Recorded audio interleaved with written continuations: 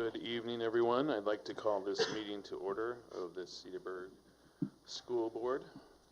Today is Wednesday, June 16th, 2021. This is a regular meeting of the Cedarburg School Board and is a public meeting.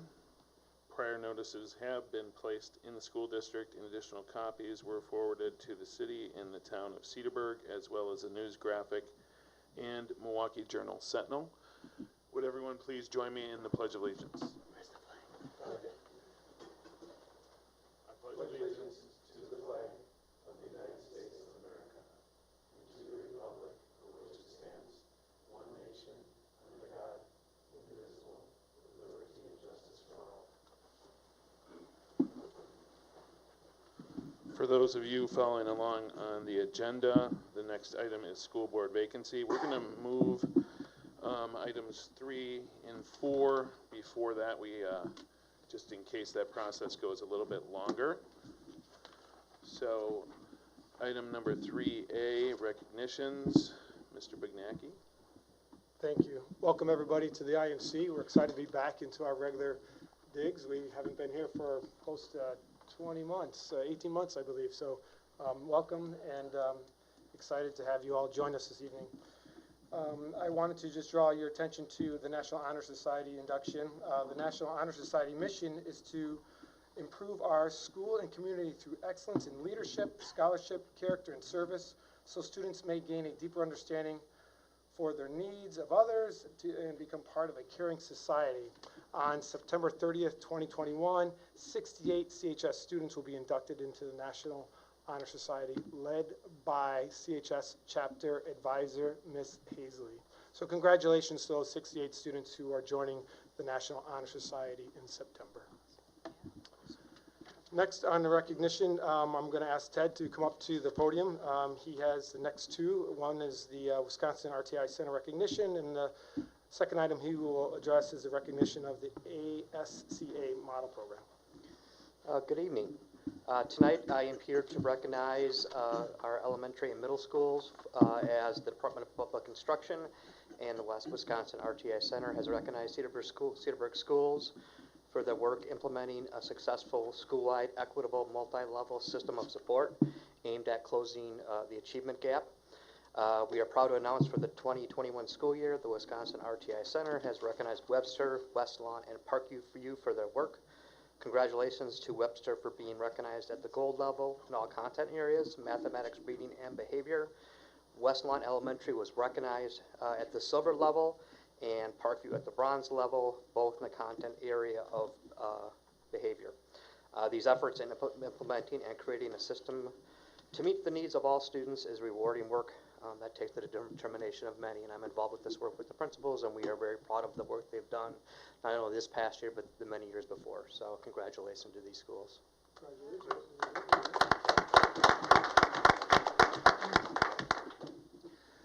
Tim, why don't you come on? So tonight I have Tim Lubinsky. He is a Cedarburg High School counselor. We are recognizing our Cedarburg High School counseling program for an awesome achievement. There are many things that happen in our district with students, but I'm up here tonight to really thank and recognize our counseling program for their awesome efforts for their past two school years. So Cedarburg High School is now the only high school in the state of Wisconsin that has been recognized by the American School Counseling Association for having an accredited school counseling program, which meets a very high level standard. So congratulations to the Cedarburg High School counseling program. It was a very rigorous process, and the documentation took 2 years, as I said. Tim was one of those people. There was also Claire Berry, Pam Geiser, Kelly Mathias, and Caitlin Wahlberg. All did a tremendous job. I sat and watched their process. I was a participant, but I didn't do the yeoman's work. And watching these guys work, it was just tremendous. And we've already seen the fruits of the labor, and we'll continue to benefit our students as we move forward. So just an awesome job, Tim. And we have a plaque for you tonight. Thank you. And congratulations. And we'll continue to work. There is a recertification process, so we'll be back in 5 years. Congratulations.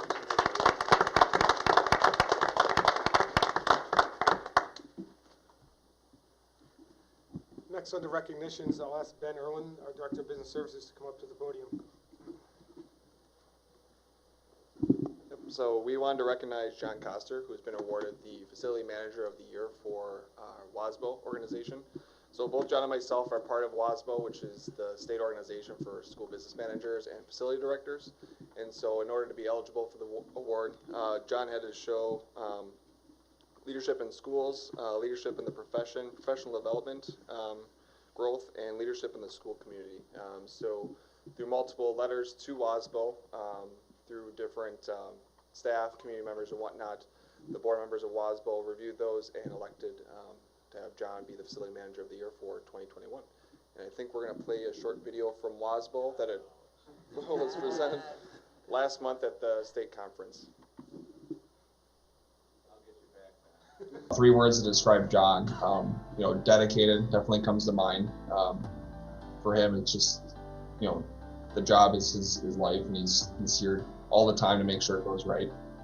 His knowledge of the profession, you know, it's remarkable how much he knows about the building and the ins and outs of it, and we rely on him a lot for that. And it's dependability. I mean, he can work on a project and we know it's going to be done properly and the right way, and you know, the way that will set us up best in the future. So, you know, when I think about his expertise in the field, you know, not only does he have that, but he shares it as well with the community, with our district, with other professionals in the field. And so that's, you know, a great example of him just giving back to WASBO as an organization.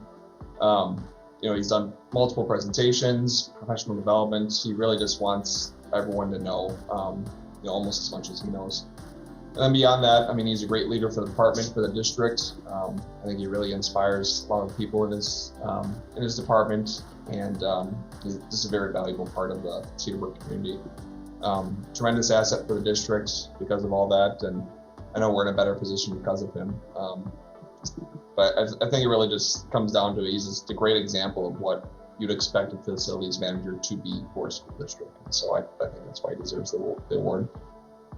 This award acknowledges the value and need to recognize outstanding school facility managers in Wisconsin. The 2021 award goes to John Karshna. John is being recognized for his leadership in his district and the profession, and his commitment to improving his community. I was very honored to get the award. And on behalf of the 2,300 school districts, schools in the 464 public school districts represented in the state of Wisconsin, it's with tremendous pride that I received this award. It's really a reflection not just of myself, but my staff, and a reflection on our district. I've been in the industry for quite some time, and there's endless people I'd like to thank, but first of all, the people who nominated me, they did a tremendous amount of work. When I saw the letters, I was taken aback by some of the comments that were made. It was really something special. But I'd also like to thank WASBO, my peers, our school board, our staff. And I guess you always have to end with this, but last but not least, my wife for tolerating me for the last 25 years for sure, in the Cedarburg School District, and putting up with a little bit of the insanity that goes along with being a facilities director.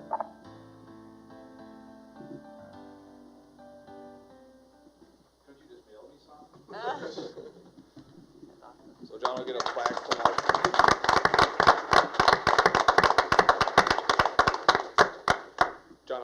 from our WASBO, and then $1,000 that he can use for his professional development in the field. So well earned. So I'd just like to say a little bit about John. When he first got here, these facilities didn't look like this. He got them into shape. He kept them in shape.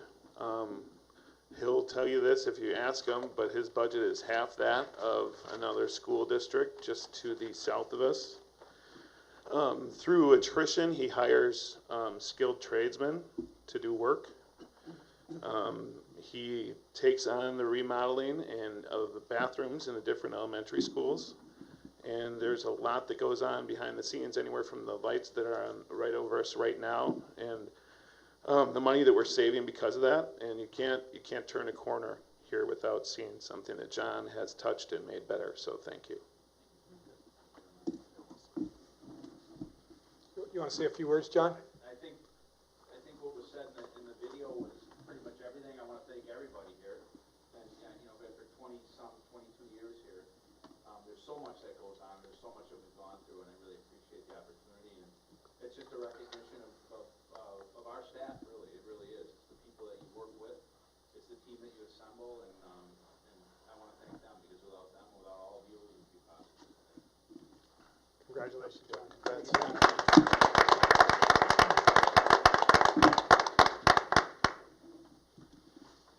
All right, the consent agenda, Mr. Bugnacki. Thank you. Before you, board members, you have the consent agenda. I'd ask that you approve the regular board minutes from the May 19th, 2020 school board meeting and the minutes from the special board meeting on May 24th, 2021. The budget and finance report, which includes the financial information of the summary of accounts, check register, check detail, and credit card transaction report, and the personnel report, which Conrad will give an update on. This evening, we have action required for a few contracts and some resignations, so we'd ask the board to approve resignations of Anton Balzar, Caitlin Omar, Molly Bauman, Catherine Mashesky, Siri Bartline, Brian Baudet, and Ariel Krieger. And we would ask for contract approval for the 21-22 school year for Ashley Bruger, Stephanie Cox, Angela Peñaflor, Rebecca Sorensen, Jessica Mazur, and Lucas Mader. Move to approve the consent agenda. Second. Motion and a second. All those in favor? Aye. Aye. Against? Motion carries unanimously. So item number 5, we will not be doing. We will not be doing a building project plan update. Ross is not able to join us, so as the project winds down, these updates are getting smaller. He will give us an update at the next meeting. So with that said, we're going to move back to item number 2, school board vacancy, and we're going to go over the process a little bit here. And we've done this a few times over the years since I've been here, but we've never had this many people do it, so we want to make sure we're doing it correctly. And we have our attorney over here to make sure that we're doing everyone justice and doing the process properly. And Brenda's going to go over the process for everyone. And then we'll start. Okay, so earlier this week we had the selection of the interview order, and that was done by having the applicant names printed on separate sheets of paper, folded and drawn by hand. The order was recorded and witnessed, and the process is documented. Now here we are at the board meeting, the selection process. All candidates will be staged in a room away from the board meeting, which is going to be in the boardroom across the hall. And based on the randomly pre-selected interview order, candidates will be brought into the board meeting one at a time. Each candidate will, one, briefly introduce him or herself and state the reason for his or her interest. And that's going to be a 3-minute time limit. The voting process is based on the candidates' applications, the introductions, and the reasons of interest. Each board member will select his or her top candidate to fill the vacant position via a written ballot. The ballots will be listing the candidates' names in the order of the interview process as well.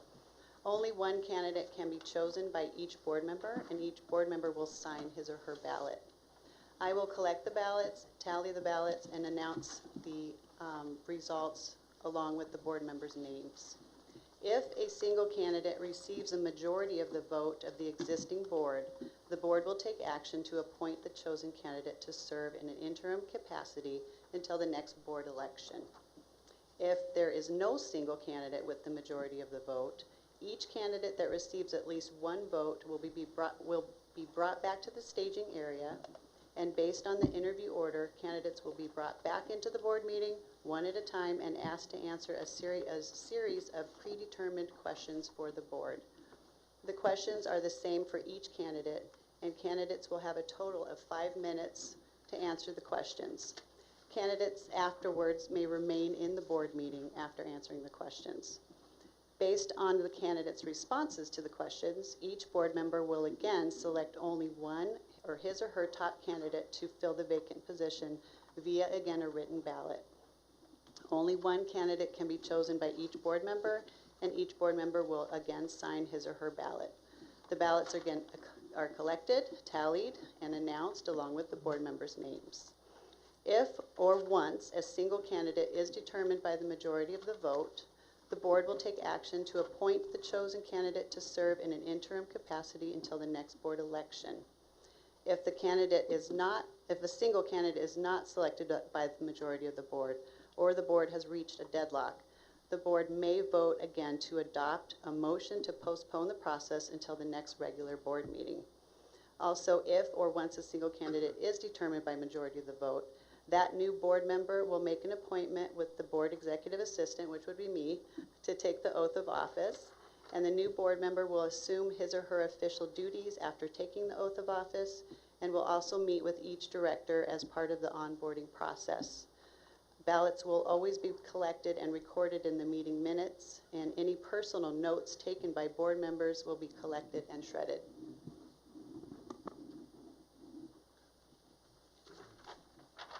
Everyone good? Any questions?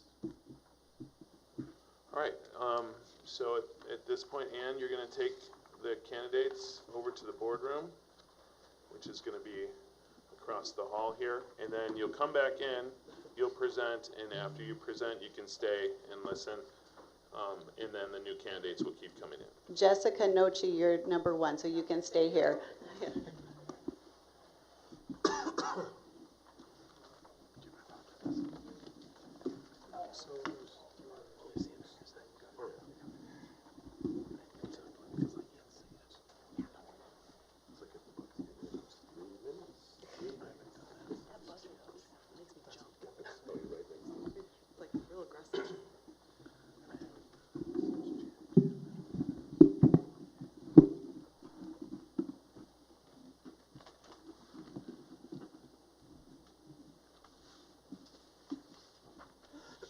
So what we'll have here is a timer, Yep.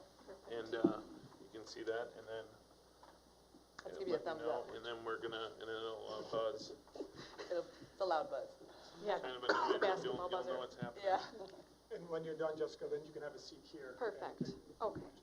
Thank you. Is that microphone still on? Is it still on? Yeah? Okay. Okay, thank you.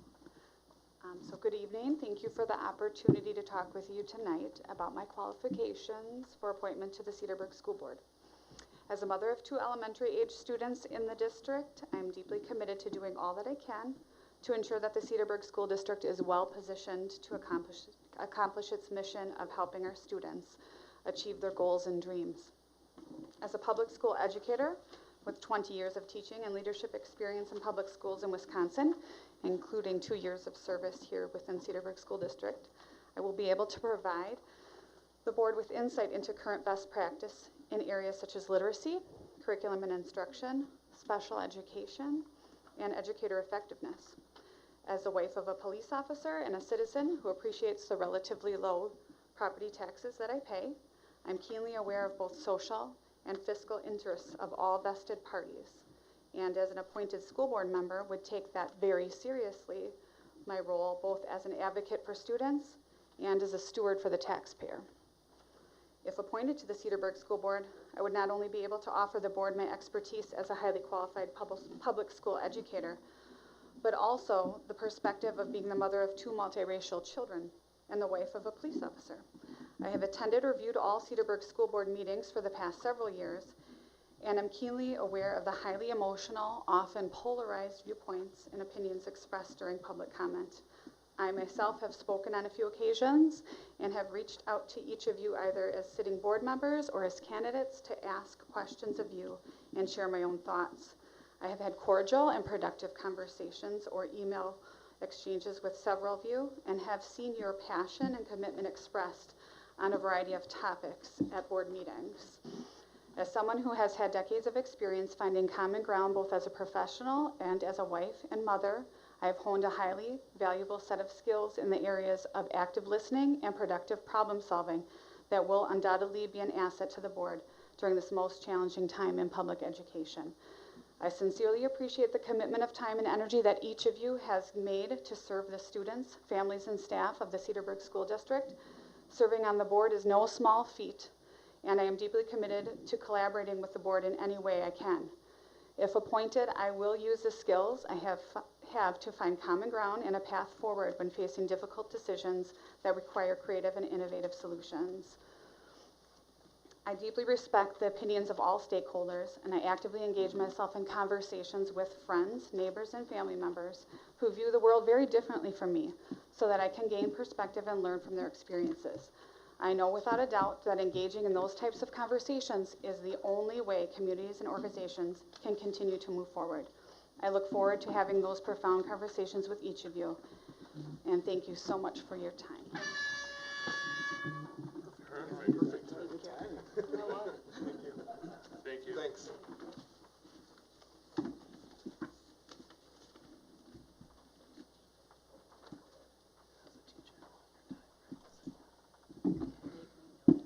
Brenda, perhaps Ann can just stand in the door to make it a little bit more efficient versus. There you go, walkie-talkie.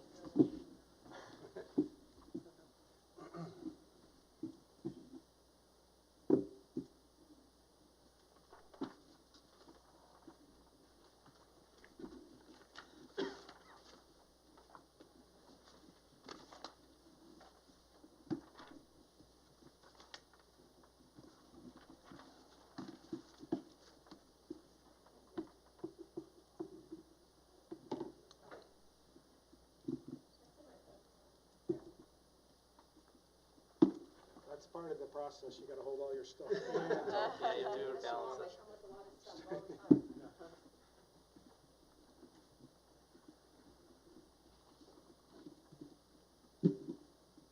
Ready? Yes.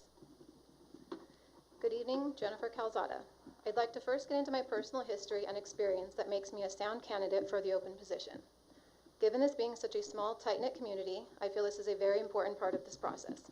I grew up with this area being like a second home. From birth to college, I spent summers nearby at my family's lake house. With familiar roots already established in Cedarburg, it is a community and area that we valued and saw all that it had to offer. The Cedarburg Community and Schools is where we wanted to establish our own roots so our kids could grow up here, our grandchildren, and so on. I have a vested interest in preserving all that makes Cedarburg Schools and community what it is and what it is known for. I have 3 children in the district, 1 at Webster, 2 in elementary. This gives me the ability to look at things with long-term focus. As you saw in my application, I have many years of experience in the field of psychology. Accompanying the PhD program in clinical psychology, I have, I have been a part of various research studies and sub-studies, all pertaining to the psychology of children. This gives me a unique perspective and ability to facilitate in areas that are becoming more and more prevalent amongst our students. Being able to get in front of any mental health issue and/or crisis is crucial for any district to have a successful student outcome. Strong and healthy communication skills is also the nucleus to which I have specialized in. I have thousands of hours in education and training in listening and communicating.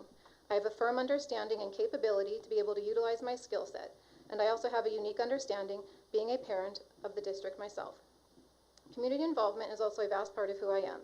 I volunteer weekly at a local food pantry. Our family is involved with Elks Lodge, a district PTO member, and room parent for one of my children's classrooms. I also utilize my education and work experience by volunteering at 2 crisis call centers. We are also a first responder family. I have served on many boards over the last 15 years, some of which were medical advisory boards, nonprofits, youth sports leagues, and the PTA. The main goal is always being to steer the organizations toward a sound future by ensuring that it's fulfilling its mission in the most effective way possible. This is applicable to the school board as well. Coming back to the why I'm here, for the students, for the community, for the families, for the teachers and staff, but again, first and foremost, for the kids. The role of the board is to establish policies and make decisions that support a strong student outcome. We represent the students, the taxpayers, and those who vote. My objective being reestablishing our focus on the children, free of political views, and also noting that shying away from the one-way-only mindset is pivotal for the preservation of our student growth and also restoring and further cultivating the school board-to-teacher relationship. Respectful communication, accountability, civility, and finding balance between preservation and development are the trajectory. There are many hot-button issues we as a district and community are currently facing, and more looming on the horizon. The board has done a notable job in dealing with these things head-on and productively. My educational background, my work experience, my having children in the district, my awareness and communication skills, and my values all make me confident in being able to successfully serve on the board. Thank you for your time and consideration. Thank you. Thank you. Thank you. Joe? Tried. Freaks me out every time. You can stay. Yeah.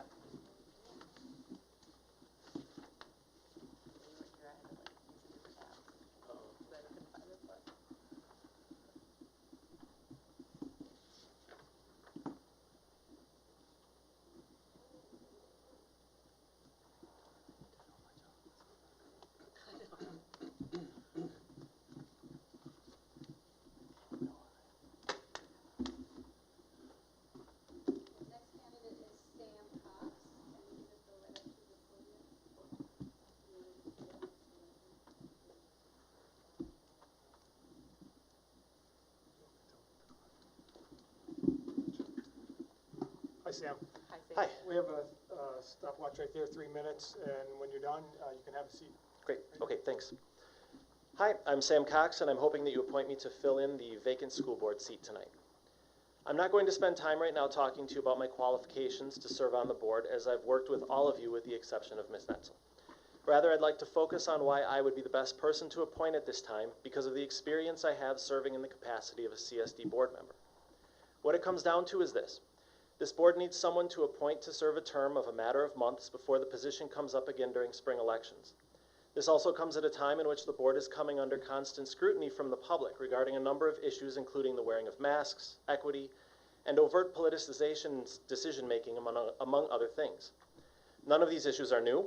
They were issues when I served as my 3 years as a board member. Some of these issues will not be resolved until well after this short appointment ends. Nevertheless, what the board needs right now is not to train someone on the history, context, and nuances of committee work, and a description of previous measures that have been put into place as of how to address these issues, but to appoint someone who can step in immediately with an understanding of how he or she can help the board continue its work toward maintaining and improving the overall health of the district. I'm uniquely in a position to do that. You all know me. You know that despite the fact that we may not always have agreed, I have always been in this for the good of the district and its students. You know me as someone who understands that sometimes it is when we disagree, but are still able to enter into a truly open dialogue about issues that we're able to learn and make the best decisions for our district and for our students. Cedarburg Public Schools have been a big part of my family's lives. We have roots here and a long-time vested pride in this community and its schools. My in-laws live 3 minutes from us, my parents 6. My wife and her brothers graduated from CHS. We made a conscious decision where to live and raise our kids going to Cedarburg Public Schools when I decided on where I would pursue my career, choosing to work in a public education setting that would allow us to live in this community. I've had children continuously in Cedarburg Public Schools for the last 19 years and will continue to have at least one child here through 2030. In working with the majority of you, we've had a number of individual conversations while I served, and at some point in time I've been able to find common ground with each of you in the interest of moving this district forward and to maintain it as a premier district in the state and in the nation. Again, we may not have always agreed on what that looks like, but we have agreed that it is the board's responsibility to act on behalf of its students first and to take seriously that responsibility in our actions. You have a difficult decision tonight, as there are a number of individuals that will speak who would make wonderful additions to the board. What I believe this community needs is that this board appoints someone who will work for the benefit of the entire district from the moment of his or her appointment. This board needs an experienced, empathetic, and teamwork-oriented member to round out its 7, and I feel I am a person in this situation to do just that. Thank you. Thank you. Thanks, Sam.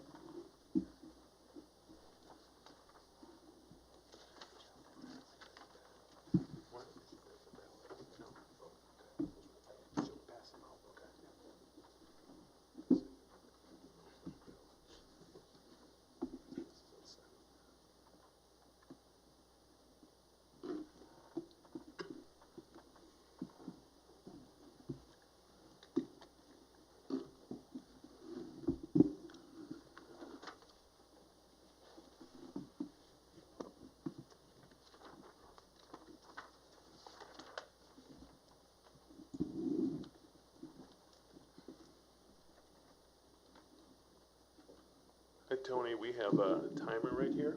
Oh, See thank that? you. And then when you're done, you can just have a seat here if you wish. Great. And start when you'd like. Super. I'm Tony Janowski. With the year you all have had, I want to assure you that I am certifiably sane tonight, applying with both eyes wide open for this position. So I've been in Milwaukee for a little over 20 years, ever since college basically, but just this past year, my family moved to Cedarburg from Fox Point. And we did that because of all the wonderful attributes of this community, but particularly because of the reputation of the public schools. I found myself, after my kids were actually surprisingly disappointed when the last day of school came around, I have going into 4th and 6th grade, that I was really motivated to somehow contribute. And when this position opened, it was like perfect timing. And I was like, I have to pursue this. I believe that an effective leadership board is one that's made up of a very diverse range of experiences and skill sets. And so I just want to kind of share with you what I think I would bring to the team, which is really founded in my experience through my professional career, which is very real estate centric. And since I started my company 11 years ago, I was team member 1, and just over 11 years later, now we've grown to a national footprint with about 356 team members. So through that experience, you know, I really think I have created some strengths in financial planning and organizational management, leadership team member development, and on just about a daily basis, some sort of very complicated conflict issue resolution.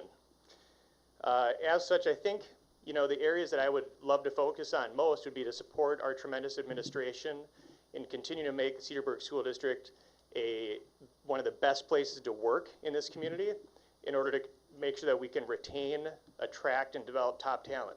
Because without that, we have no product to offer, right? Secondly, I think I could really be helpful in the budgeting and long-term capital planning process.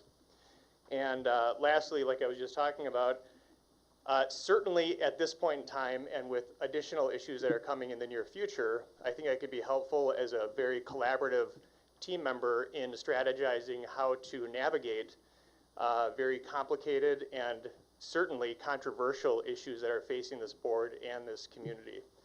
Whenever I interview a candidate, I ask one question at the end, which is, in 6 months, what am I going to know about you that I don't know about you today?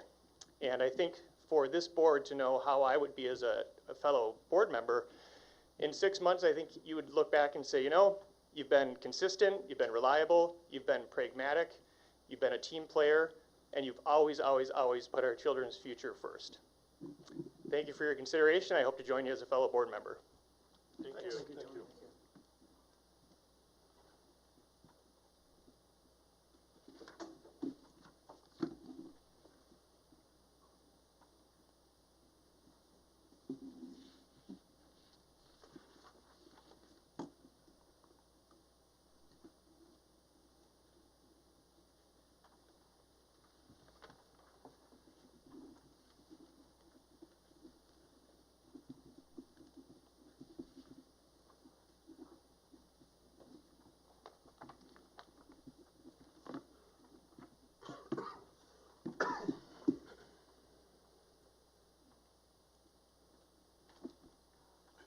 Richard, we have a timer right here for you. Sure. And then at the end of your time, you're welcome to have a seat if you'd like. Okay, thanks.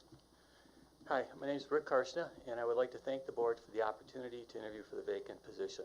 It would be an honor to serve. I want to talk about service. My entire professional career has been service to the public. I served in U.S. Army. After that, a career in law enforcement, including serving as school resource officer.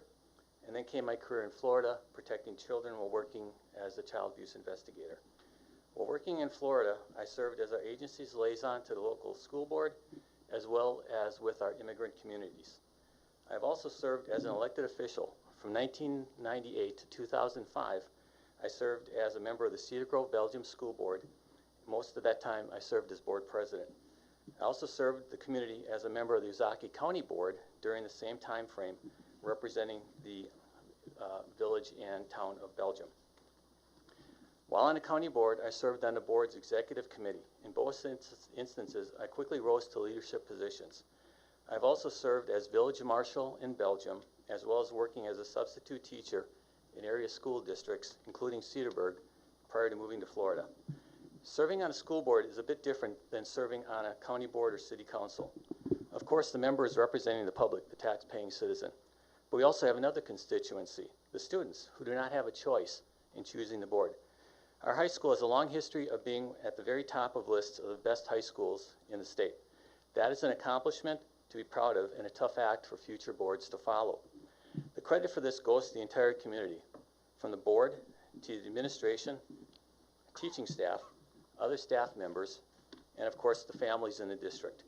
A first-class education has always been a priority, and if chosen, it will be mine as well. There are and always will be hot-button issues facing the board. We cannot predict what will be next. My intent here is not to litigate those issues, but to briefly discuss decision-making and philosophy. I've always done my research. That includes speaking to people on both sides of an issue, assessing, gathering evidence and facts, reviewing best practices, asking questions in a calm and organized manner. I learned this as a police officer and as a child abuse investigator. Everyone interviewing for the position today is interested in serving the public and our engaged citizens. And we're thankful that we have as many people as we do today that are interested in serving on the board. We all have our own opinions on the politics of the day, as do I. The board works and acts as a single body, not as individuals. The strengths or weaknesses of the individual form the strengths or weaknesses of the board. We are the employer of the district employees, the representatives of the taxpayers, but most importantly, holders of a trust granted to us to provide the best possible education for the children in the district. Thank you. Okay. Thanks. Hope your water. Don't forget your water. Thanks.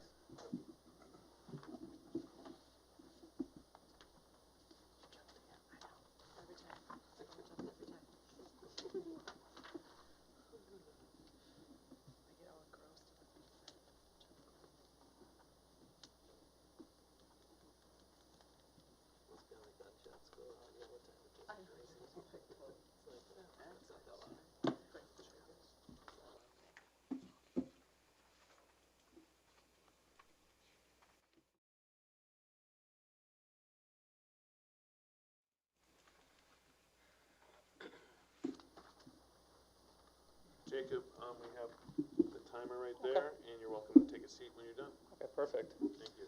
Hi, my name is Jake McComas, and as a Cedarburg resident and Cedarburg High School graduate, I'm always so proud to tell people when I run into them that, you know, I live in Cedarburg and I love being a part of the community, and I'm even amazed how in the past 3 years I've had 3 new people move into the neighborhood that I live at, and when I asked them how they picked Cedarburg, they all said the same reason.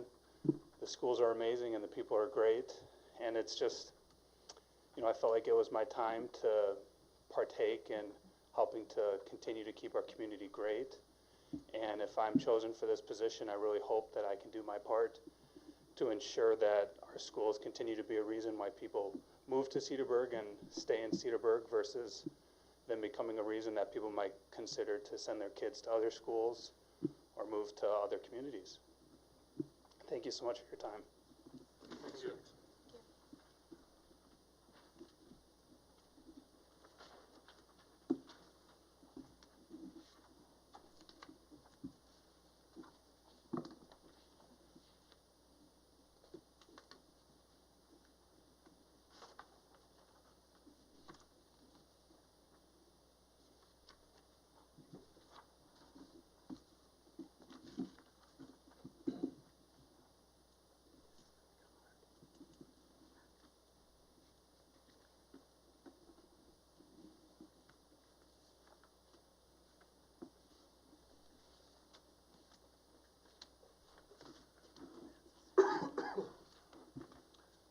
Connie, we have a timer right here. When you're done, you're welcome to take a seat.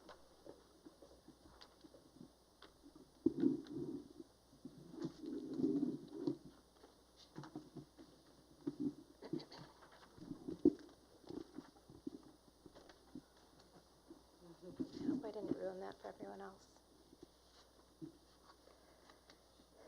Hello, members of the board and Superintendent Budnicki. I'm here this evening because I would like to be a part of the tradition of board members that have ensured that the needs of thousands of students are met to the highest degree possible. I consider myself to be an individual that values transparency, honesty, and communication. My time, willingness to ask questions, dedication to volunteerism, and ability to advocate for public education of the highest quality are traits that I believe are well suited to serving on this board. I've invested a great deal of time and energy in an effort to best understand the ways in which the board operates. I've read through the policy manual in its entirety and am progressing through the administrative guideline manual. I've read through the many statutes that guide policies that are in place district-wide and have experienced, most importantly, firsthand, the respectful discourse that is vital to the ongoing success of the Cedarburg School District. I understand that every member of the board, as well as our administrative teams and educators, are often subject to both scrutiny and praise. In my personal life, I have faced scrutiny as well as praise, and occasionally at the same time. I believe both can be beneficial if an individual is willing to weigh the merits of each sentiment objectively. This process means allowing room for disagreements, room for discussions, and ultimately, room for respect-filled solutions. I value this process and see it as being integral to being an effective board member. Decision-making in regards to the direction of the Cedarburg School District is made with input from individuals with different views and experiences, each of whom represent a portion of our community. As a stay-at-home parent, with a dedicated invested interest in the needs of all students, both with and without the need for support services, I believe I represent a portion of our school community effectively. I've been inspired by the dedication of CSD staff members and acknowledge that those individuals were at one point hired at the discretion of administration, superintendents, and board members. Those decisions, and of course many others, have the potential to create a generational impact. As interim board member, I would like to be a part of that continued tradition of making educated, fair, and balanced decisions that propel our students toward success. Active in the continuation of ensuring a challenging yet nurturing environment that allows all students to develop into lifelong learners, responsible adults, and have that confidence in their unique abilities. I view becoming an interim board member as the next step in my service to the Cedarburg community, appreciate the consideration of the board this evening, and welcome any further questions. Thank you. Thank you. Thanks.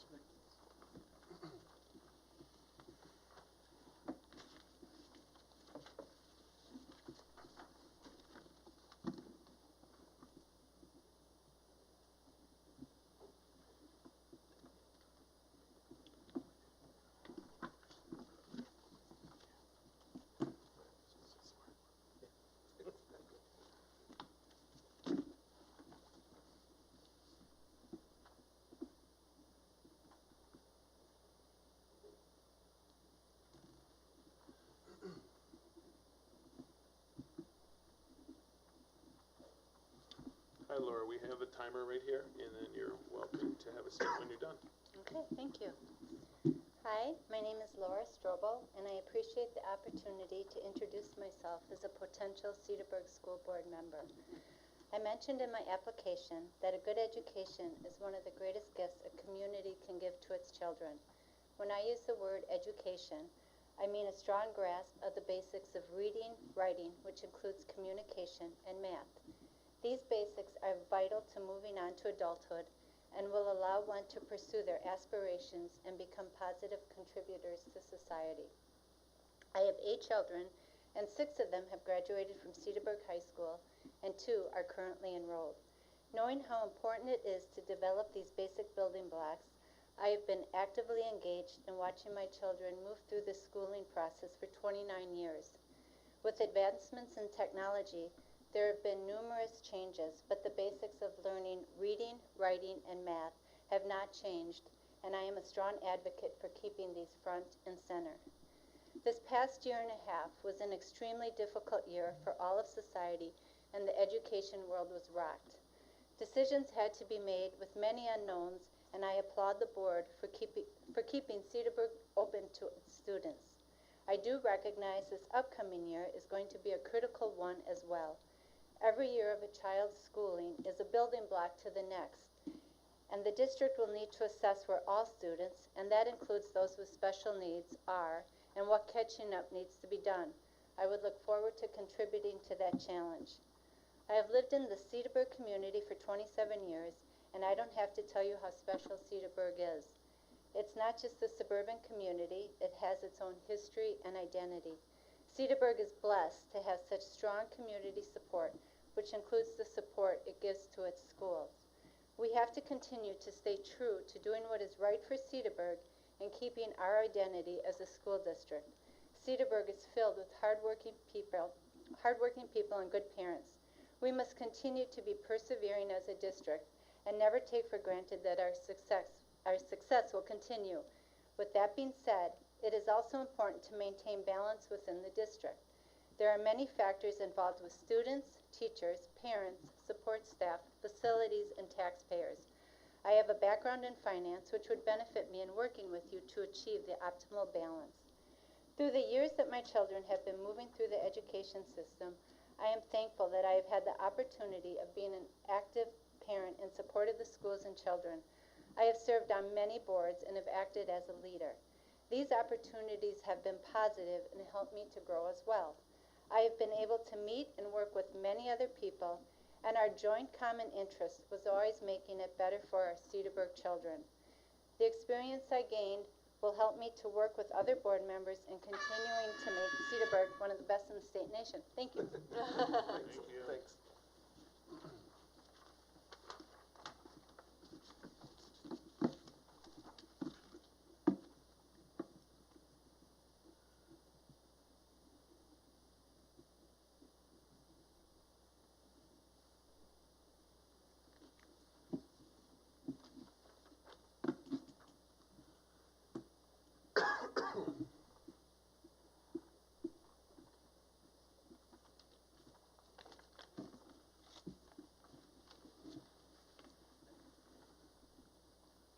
Josh, we have a timer here for you to keep track of time, and then when you're done, you can have a seat if you'd like. Okay, great. Thank you. Hello, my name is Josh Bastinello. I've been a resident of Cedarburg for the last 15 years. And I think this is such a great community, and I wouldn't want to raise my kids anywhere else. My children attend Webster and Parkview, and so far we have had nothing but positive experiences with their teachers, principals, and other school personnel. And that's really one of the reasons I've applied for this vacancy, is because I want to make sure that I'm doing my part to keep the district running at an elite level for all students. I recognize that we do that in multiple ways, by recruiting and retaining high-quality teachers, by being fiscally responsible with our budgeting, and in being responsive to the dynamic needs of students, especially those whose experiences haven't been as good as my own family's. I've been employed in education for the past 16 years in some form, from working in higher education to an elementary school to a nonprofit, and now in my current position as a teacher for an online school. The availability of a quality education for all students is something I'm passionate about, and so in being a member of the school board, I would be an advocate for making sure that all students are being served in the best possible way. As I mentioned in my application, my strengths lie in my patience, empathy, tolerance, and compassion, which, according to the mission of the district, are also personal characteristics we wish to develop in our children. These traits allow me to focus on things that bind us together and that we all have in common here in Cedarburg. We have an excellent school system, but we need to continually review how we can keep serving all students, especially as issues do arise. Now, when I found out that I would have 3 minutes to address the board, I thought that there's no way that a confident decision can be made on the best candidate in that short time. Then I came to the realization that, and especially now being one of the last to address you, some of you have already made up your mind on who you want on the board. Depending on your relationship with other candidates, your choice could be seen as controversial, typical small town politics. I'm here to provide an alternative for you. I haven't met any of you personally before, okay? So coming into this position, I would be independent minded. I'd keep an open mind on all items, listening to different viewpoints, gathering data, and weighing the pros and cons of each decision. I look at each decision to be made as one that would affect my own children's future, because literally the choices made by the school board can have those ramifications. In conclusion, whether it's been coaching Little League, working at the food pantry, or volunteering during extracurricular events at Parkview, it has always been important to me to serve others in the community. If I was appointed for this vacancy, I would be grateful to continue to serve the Cedarburg community in this capacity. Thank you for your time and for the free pen, too. Thank you. Thanks.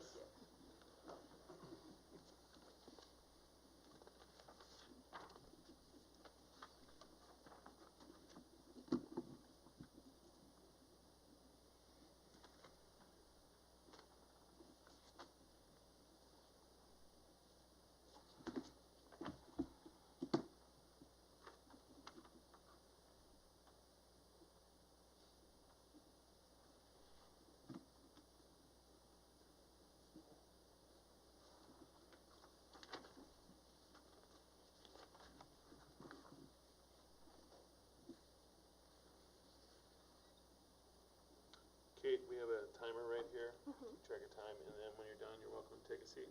Sounds good, thank you. Do you want me to state the name and address, or? That's all right. Sounds good. My name is Kate Erickson. I am running for the open school board spot in service to the students and the community. I grew up in rural northern Wisconsin. Don't know if any of you know where Shawano is, half hour northwest of Green Bay. And I grew up in a family where education was stressed, but I was the first to finish college, graduate, and obtain multiple degrees. My nation, the Oneida Nation, saw potential in me and paid for my undergrad and graduate work with the request that I use my skills for service. So I started my college teaching career at UW-Milwaukee. I've been at the Milwaukee Area Technical College for over a decade now. My specialty is history, American history, American Indian history, and state of Wisconsin history. And the experiences I have are quite a few.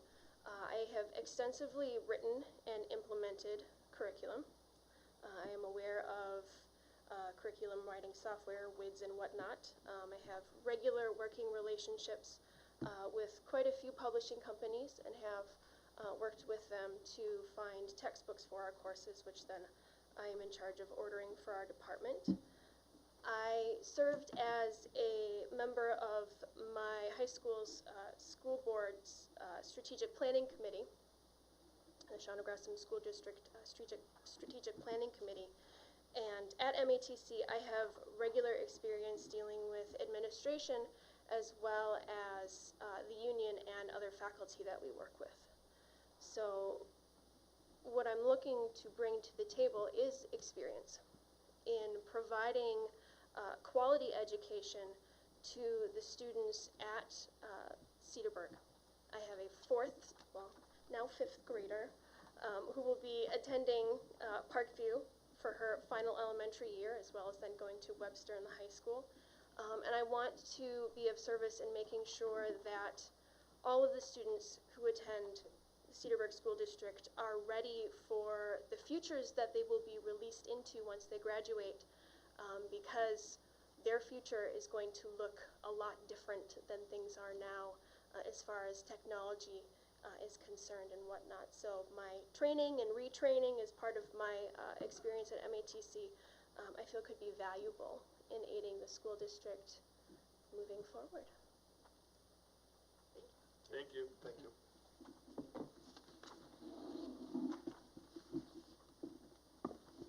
Mr. President, our 11th candidate has not shown up. So John Sagoni, I'm going to be marking off the ballot. Okay. And our next candidate and last candidate will be Michael Mahr.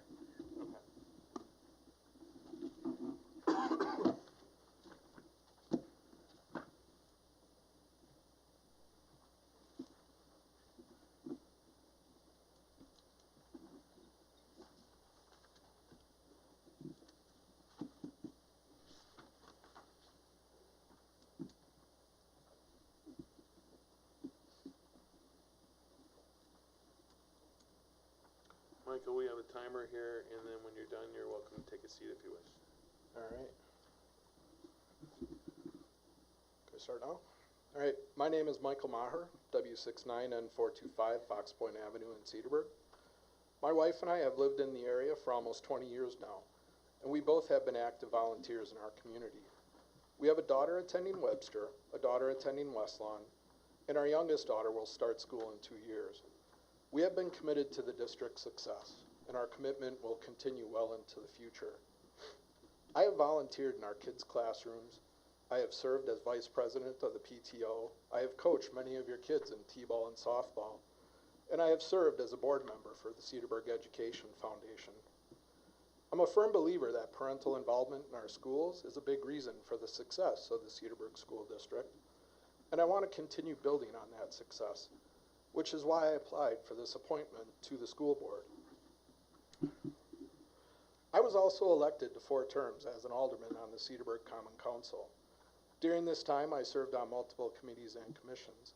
I was the council's representative to our library board, and I played an integral role in the construction of our wonderful public library. I was recently asked to rejoin the library board, and I'm looking forward to the continued collaboration between the library and our schools. I have worked in information technology for most of my professional career after earning degrees from UWM and Cardinal Stritch University. I started my career as a high school co-op student. I am now in my 15th year at Rockwell Automation, and my current role as a senior engineer is working on a business capability team that supports our integrated supply chain organization. My role as a mentor to many individuals that have participated in Rockwell Automation's early career and leadership development programs is one of my favorite aspects of my career. I think the board will be discussing a variety of topics over the next year, such as the fall 2021 reentry plan, the human growth and development curriculum, critical race theory, the board's policy regarding incidents of racism, just to name a few. These are all opportunities that our community has very strong feelings and opinions about. I have been in controversial situations with a divided community during my public service, and I have learned from them and will continue to work towards common ground that is good for the majority and not just for a vocal minority. I understand the reality that you will not please everyone all the time, and at the same time I understand the importance of listening to and understanding all sides before coming to a decision on how I will vote. I believe the combination of my professional career and my commitment to our community would be a tremendous asset to the school board, and I look forward to the opportunity of serving with you. Thanks for your time and consideration tonight. Thank you. Thanks.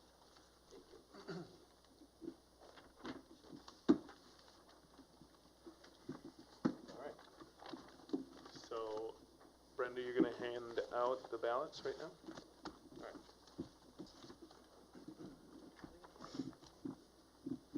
Do we circle? Is that, or do we write in?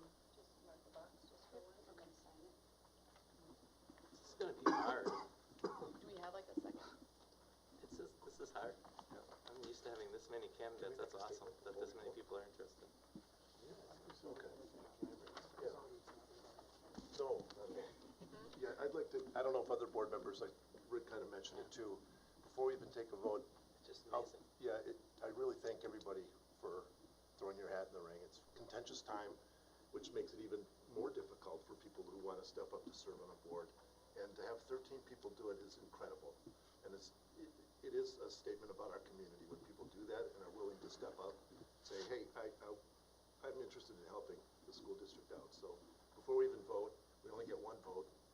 Each of us do, but it's important to say thank you to each of you who ran today. It's awesome, and thank you very, very much. Yeah, couldn't agree more.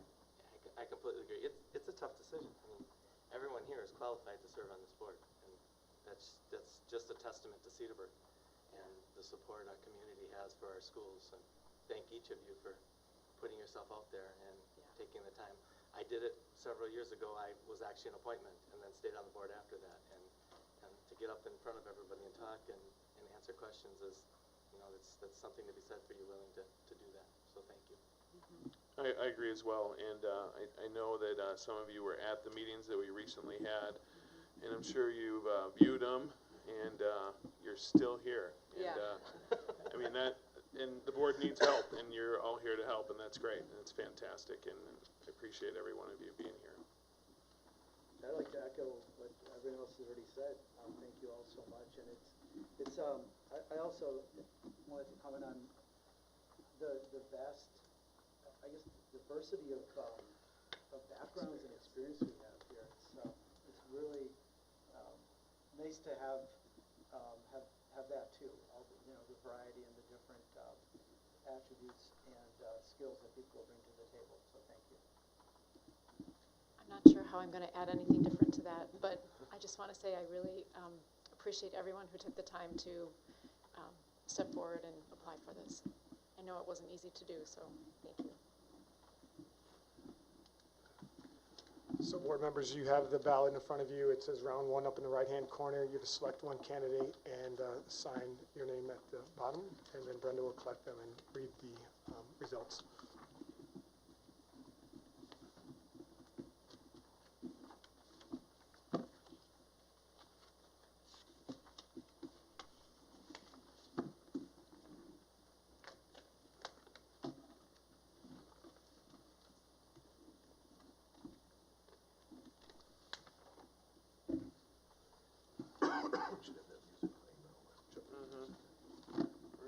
that timer on quick.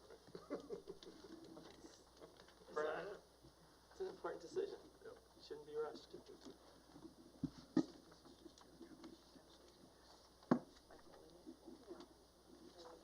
Yeah. You gotta read our names anyways. Just have it full of ballot. I always do that Secret for a second. Just gonna read our names, and we were all folding them like a secret ballot. Yeah. No secrets here. Nope. Mr. Leach, 1 vote for Jennifer Calzada. Mrs. Padberg, 1 vote for Tony Janowick. Mr. Kennedy, 1 vote for Tony Janovic. Mr. Reimer, 1 vote for Tony Janovic. Mr. Creer, 1 vote for Mrs. Strobel, Laura Strobel. And Mrs. Netzel, 1 vote for Jennifer Calzada. So we have 3 remaining candidates, Jennifer Calzada, Tony Janovic, and Laura Strobel. Thank you again, everyone. Yeah, Really, thank you. Really appreciate it. Much appreciated.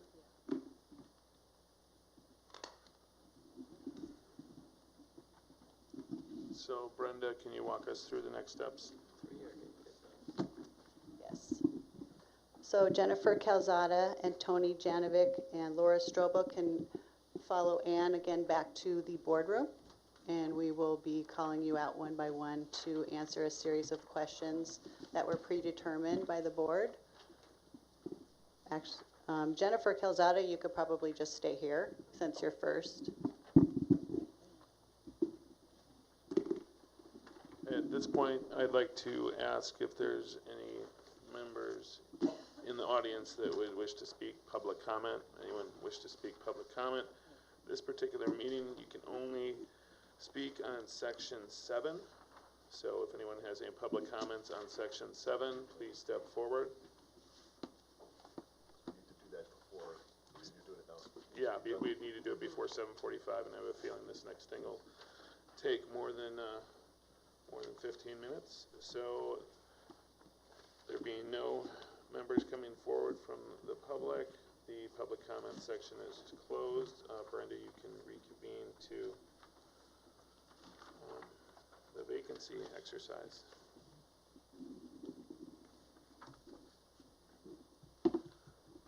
So board members, Brenda is placing 5 questions on the podium. You have a copy of those questions. It seems only fair that the candidate have an opportunity to review those questions before we start the timer. And it's 5 minutes for them to respond to these questions instead of 3. And Jennifer, you can spend as much time or as little time on any one of the questions. So if you want to spend 3 minutes on one question and less on the others, you have a total of 5 minutes to address all those. Do they get the list? They got the list? The questions are up on the podium, so she can review them at the podium, and the timer will start after you have a minute to review those questions. Jennifer. Someone left their mask up here. Not sure who. Uh-oh.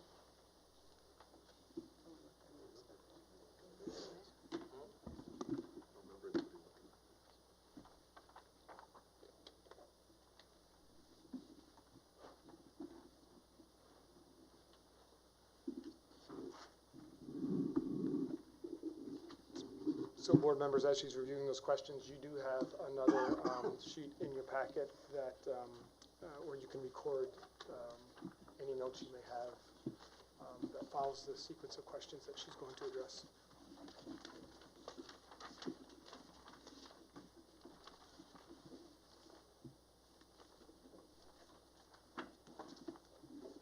Should be in your folder, and it would say round 1 questions, I believe, on it, and there should be a spot up in the right-hand corner to indicate the candidate's name.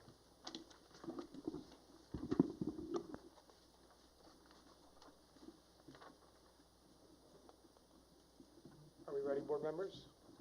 Yeah, I'm ready. Jennifer, I can go. you're good with the questions? You reviewed them? Yeah, I think so. Take more time if you'd like.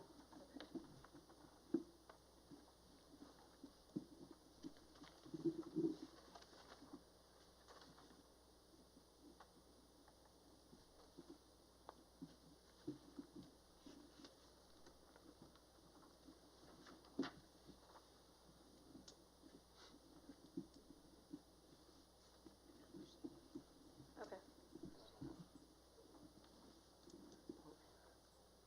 Just a minute. Ready? Oh, Hit yeah. your button. Okay. So I think I'll go with question number 1, which is what compelled you to express interest in the school board position at this time? Part of that goes into why I applied for this. Being a mother of 3 with 3 kids in the district, I'm community involved. My education, my work experience, my values, my willingness, my ability, I'm dedicated, I see the need, I have the time, I understand the position, I'm capable, and dare I say, I have a thick skin, so, you know, ready for that. Part of, to answer that question as well, goes into what my platform would somewhat be, and that's getting back to the students. Political and ideological free classroom agendas, open communication, and growing the positives that the district already fosters. So that kind of wraps that one up. For number 2, what specific skills or experiences do you have that would benefit the district? One of my favorite quotes is, "You cannot truly listen to anybody and do anything else at the same time." And I think that's very important for any board member on any board. People want to be heard. Most of us have the same goals in mind. And so going back to my schooling and work experience, I have thousands of hours in education and training and listening and communicating, and I have a firm understanding and capability to be able to utilize that skill set. And being a parent in the district myself, it also gives me that unique perspective that I think is very necessary. And I also realize that communication is more listening than speaking, and I think that's very important, to be able to listen to people. I will go to question number 3, which is, what are some of the more important issues you feel the board needs to address in both short-term and long-term? Something to work on with those 2 things. One being mental health. With my background in psychology, I look at where our students are and where they are headed with any and all mental health concerns. The field of psychiatry and psychology and counseling in minors is so overwhelmed in our area and in the country. In speaking with many local mental health practitioners, I've learned that they are so overwhelmed with new appointments. Many times they're weeks out, if not months. So that shows the increase, the need for it. The increase in psychopharmacology amongst minors is growing at a pace too fast to analyze for data purposes. This shows the need for mental health to be on the forefront of our focus. Bullying and suicide policies within our own district were last updated in 2015 and 2016. And I think it would be beneficial to reevaluate those so we can be in front of this issue rather than behind it. And lastly, something I think to work on is the relationship between the board and the teachers. There's been an obvious disconnect that has become almost polarizing and sided. And I think it's very important to unify that relationship because it would benefit not only the students, but it would also help preserve the high quality teaching staff that we have, which I feel is very important.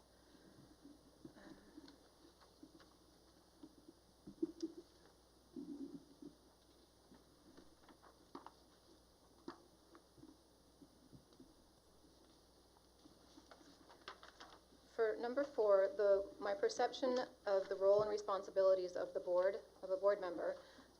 The role of the board is to establish policies and make decisions. The superintendent and the faculty, the staff, they enact such policies.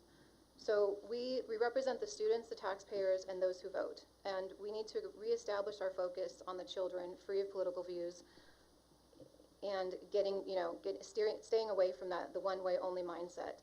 And interactions with staff, they need to kind of follow the chain of commands, which many times the superintendent is the liaison.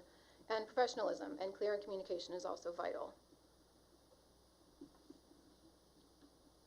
And then for number 5, describe any membership or involvement you have with the community or school-related organizations such as PTO, Booster Club. My community involvement, because I grew up here, spending summers here in this area, in the summers we volunteered at the West Bend Library and at elderly facilities every summer with my grandma. And so that was instilled with me at a very young age, and I still see the importance in that. Currently, I volunteer with Summer Sounds, a local food pantry. I volunteer and facilitate donations for Lexian Village. We work with Elks Lodge, Girl Scouts. My husband coaches hockey at Ozaki, district PTO member, room parent for one of my kids' classrooms, and as I mentioned in my speech, I utilize my education and background by volunteering at crisis call centers. So, thank you. Thanks.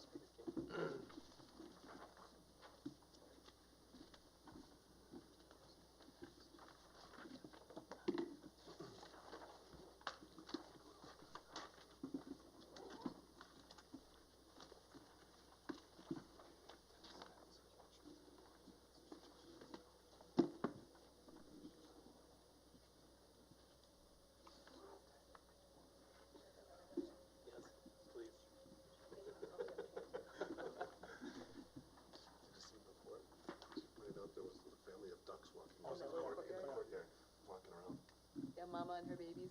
We're counting those as residents. Yeah. Students. Yeah.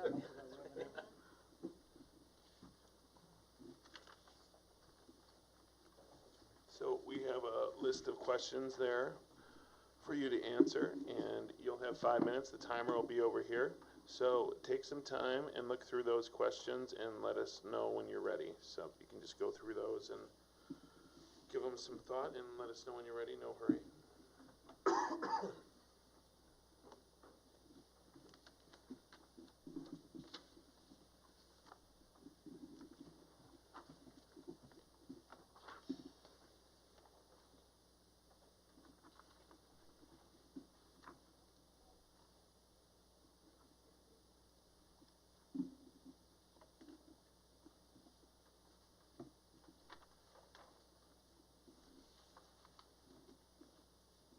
Okay.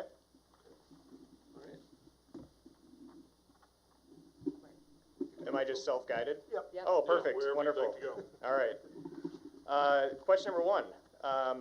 You know, I think in my address earlier, it was just the perfect timing where I've been looking for an opportunity to really contribute to this community since we realized we are going to be here permanently since we moved here, and with just the exceptional experience my kids had in 3rd and 5th grade, I started thinking more seriously about the school district as a way that I could really contribute with my skills. And when this vacancy opened, it was just like absolute perfect timing, and that's what happened. Specific skills and experiences, you know, like I mentioned, I really view the board as a policy setting and a support mechanism for our administration, not a decision-making body for micromanaging the tremendous team that we have. My experience in owning and developing my own company, I serve as the chairman of my board. I've created a very diverse board for my company, and I think that direct experience in being able to support the tremendous leadership that we already have is job number 1. Number 2 is really kind of, and this kind of feeds into number 3, is I think instead of answering specifically what issues need to be addressed in the short and long term, I think it's more about the approach that we take and how this board functions in a very transparent, pragmatic, and fair process for evaluating decisions at the table. Using the past year as an example, some of you personally have taken direct, you know, very harsh criticism as well as praise from the community for decisions on things like how do we treat masks, right? Something that the community is very passionate about depending on how they view that whole situation. By way of example, I think, you know, the board as a team needs to work with administration and determine what fact-based expertise we're going to rely on to make decisions, so that not any one of you needs to take your own personal opinion and then become the target of how any individual community member views that.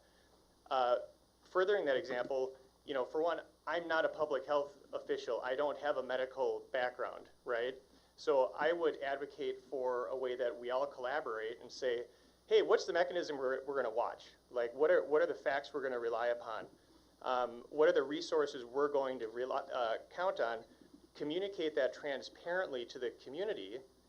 That should be the feedback from the community, right? Like, what is the process we're going to follow on any issue, whether it's controversial or not? And then that allows for everybody involved, our team members within the school district, the community, to basically understand and expect what that outcome is going to be, instead of it being a, gee, I have to show up at the school board meeting tonight and line up with the other 45 people to really express my opinion. Transparency and predictability is something that I think can go a long way in bringing this community together through the actions of the school board. I think I've also just answered number 4 as part of that little monologue there. Other involvement, you know, this will be the first opportunity that I have to be involved in the Cedarburg community, because we just moved here about a year ago. But I'm very actively involved in, through my professional career, in, gosh, probably a dozen organizations throughout the greater Milwaukee area. I'm a member of the Greater Milwaukee Committee. I'm a member of the MMAC. I'm a member of virtually every neighborhood organization in downtown Milwaukee, MATC Foundation, and there's a couple of key ones that I'm forgetting here. United Performing Arts Fund, we're a major sponsor of, including the Miller Lite Ride for the Arts, and then I do a lot of mentorship with the Marquette University Real Estate Program, as well as RISE, which is a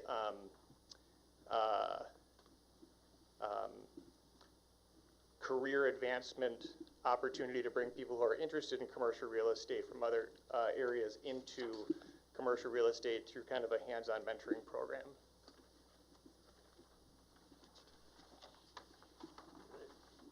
Thank you. Thank you. Thank you.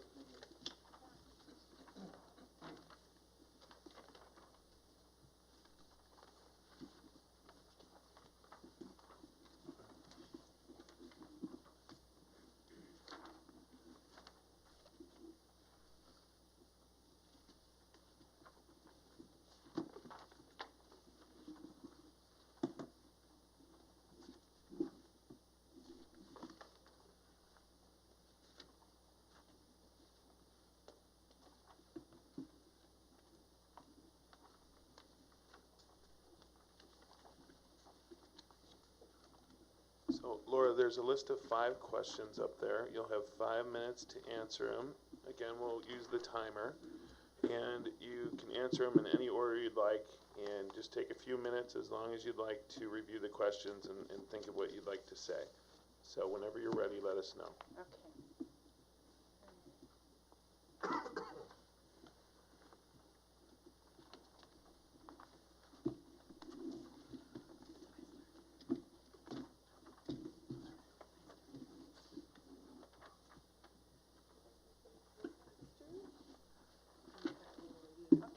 I'll start. I think, as I said in my application, I've always just really been just interested in education and just the belief that every student, every child really deserves a great education. And I just really feel as a whole, education in the United States is starting to suffer and drop in comparison to the world. And I know we do well in this community, but I still feel we have to get back to the basics and always keep that front and center. The specific skills or experiences that I have, being a mother of 8, it's been a privilege, and I recognize that each and every child is different. They all have strengths and weaknesses, and I believe that I recognize that with students and everything in the school district as well, that every student is unique, and it's the district's responsibility to give them the proper education that they deserve. Obviously, the short-term interest for the board is to get back, as I mentioned, with making sure that we're caught up with every student. You know, you had some who were virtual all year, some who were in school. The school year was not normal, and it's really crucial that we just don't start like, okay, you're in third grade now, let's move on. You have to make sure that they grasp what they needed in second grade. So I think that's the short term. And the long term, again, is just the, you know, importance of education for our community, our state, and our country, that we're the leaders in the world and that our students always get a world-class education. Perception of the roles and responsibilities of a board member. I guess I feel it's really to represent the community. The community is very diverse, and so I feel it's good to, you know, have different board members of different interests, varied backgrounds, and to represent all the, you know, represent Cedarburg. I don't think you necessarily need to come from the, have a strong education tie, just because, you know, you're kind of too close to it sometimes. So I think it's good to just be removed from that. And then I've been involved with many school-related organizations. I've always been a PTO member. I was a treasurer for multiple years. I was a president. I've been on the Booster Club for multiple years. I was the treasurer there.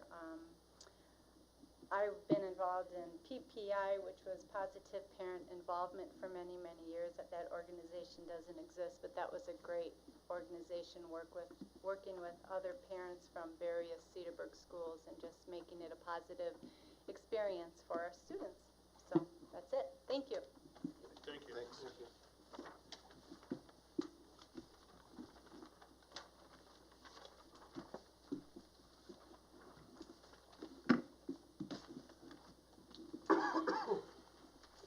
So board members, Brenda is passing out the next ballot, and the three candidates who just presented are noted, and those are the three that you will select one of. Note up in the right-hand corner, it should say round 2, and you also should sign the ballot.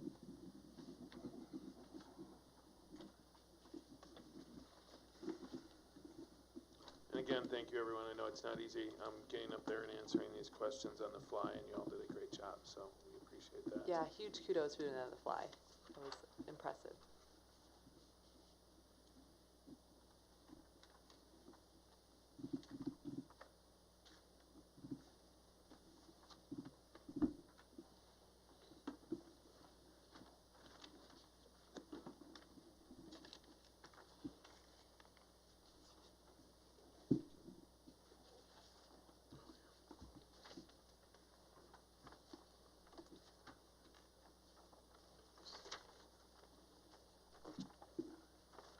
I'm not ready yet, sorry.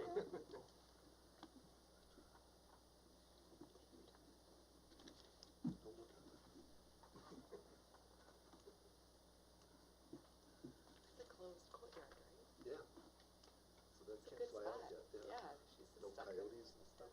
Yeah, I saw that. I Yeah, we saw them that. She waddling put it around. up before the ducks. Do they There's is ducks there out water in over the there? plaza there that are using some of them. You've got them. Get some ducks out. That's the safest place I to be. know. I know. Maybe a hawk. Oh, yeah, that's right. Owls. There's a good tree over there to perch in, so. A lot of hawks Oh, get yeah. stuck in the soccer nets. Oh, really? Oh, So there's a lot of hawks around here. interesting. Okay, we have Mrs. Netzel vote for Jennifer Calzada.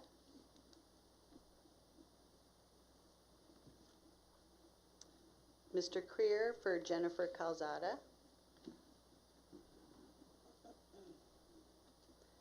Mr. Reimer for Tony Janovic.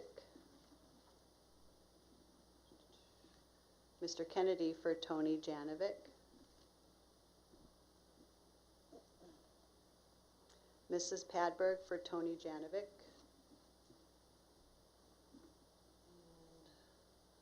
Mr. Leach for Jennifer Calzada. So we have a 3-3 tie for Jennifer Calzada and Tony Janovic. So the next step would be is that we would give you guys more questions from a list to answer and go through this process one more time in the hopes that we could pick one candidate. And there's a new list of questions, correct? Yes. And how many are on there? There's a total of 10. So the thought was, board members, that we would share those 10 questions and you would pick one, and then those would be 6 questions or less that we would ask the candidates. Yep, I'm okay. Is everyone okay with that exercise? And then, how, are we gonna put a time limit on this? Same thing from 5 minutes. Are we gonna get through 5? I mean, 6 questions.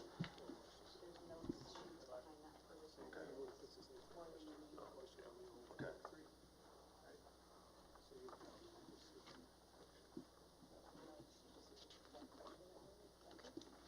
So the first page, board members, is just a list of the 10 questions, and the subsequent pages are where you would potentially take notes on the questions that are selected. So if you want to just draw your attention to the first page and pick a question that you are comfortable with, that you would like to ask the candidate, or have the president ask the candidate, you can circle that, and then we'll go around and ask each board member which question they selected, so we can come up with a pool of 6 or less questions.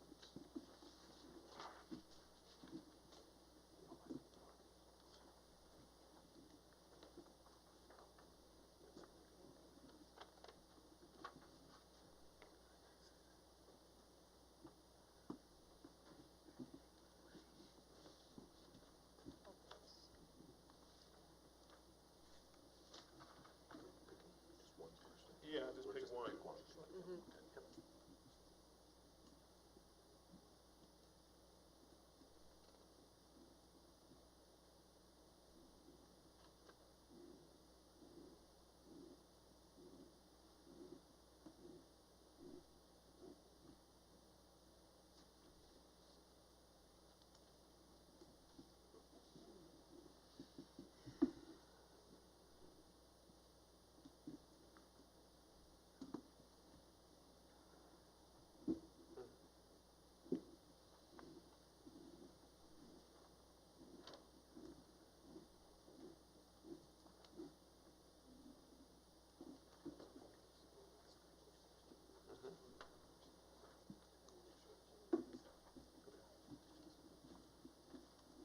Everyone done? Yep. Rick? Do I have to circle one? Is that what I have to do? Just tell me, and I'll tally them up, and then we'll give them to So Brenda. you start on that side, and then I same thing. There you go. Okay. You ready? Number 9. Okay. 4. And I had number 3. Kevin. 1. Number 1. Number 1. Kristen? I also had number 1. Okay. Number 2. All right, so we got 5 questions, 5 minutes. Any thought of increasing that? The time to 6 minutes or anything like that, or? No, I think that is good. We had 5 last time for 5 minutes. Yeah. And it seemed, Should we give everyone Any questions on it? A little more time to a couple minutes to review it? Can you clarify which questions? Yeah. I only caught 4. It's question 1, question 2, question 3, question 4, and question 9. Is that right, everyone? Everyone? That's right. Should we give them like 2 minutes to review the questions? Yeah, at least a few minutes, yeah. Everyone's okay with 5 minutes? Yeah. Yep. Okay. All right, so Brenda, do you need to do anything to get the questions ready for the podium? I can just highlight the ones and put them up there. All right. So board members, on the subsequent sheets, you'll see the candidate name, which you can list, and then note those questions 1 through 4 and 9, so you can take any notes that you need for the candidate.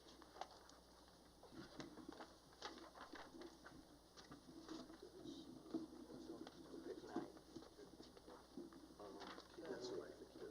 Okay,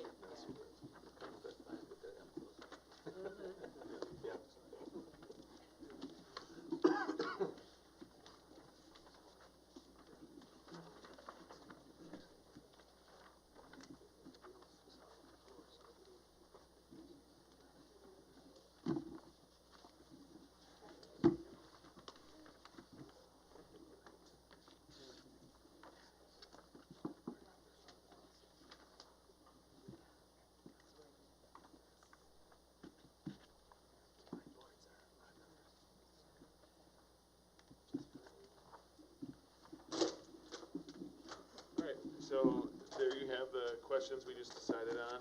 Okay. And take your time. They're highlighted, and you'll have 5 minutes to answer those again. So whenever you're ready, let us know. Okay. And again, take your time.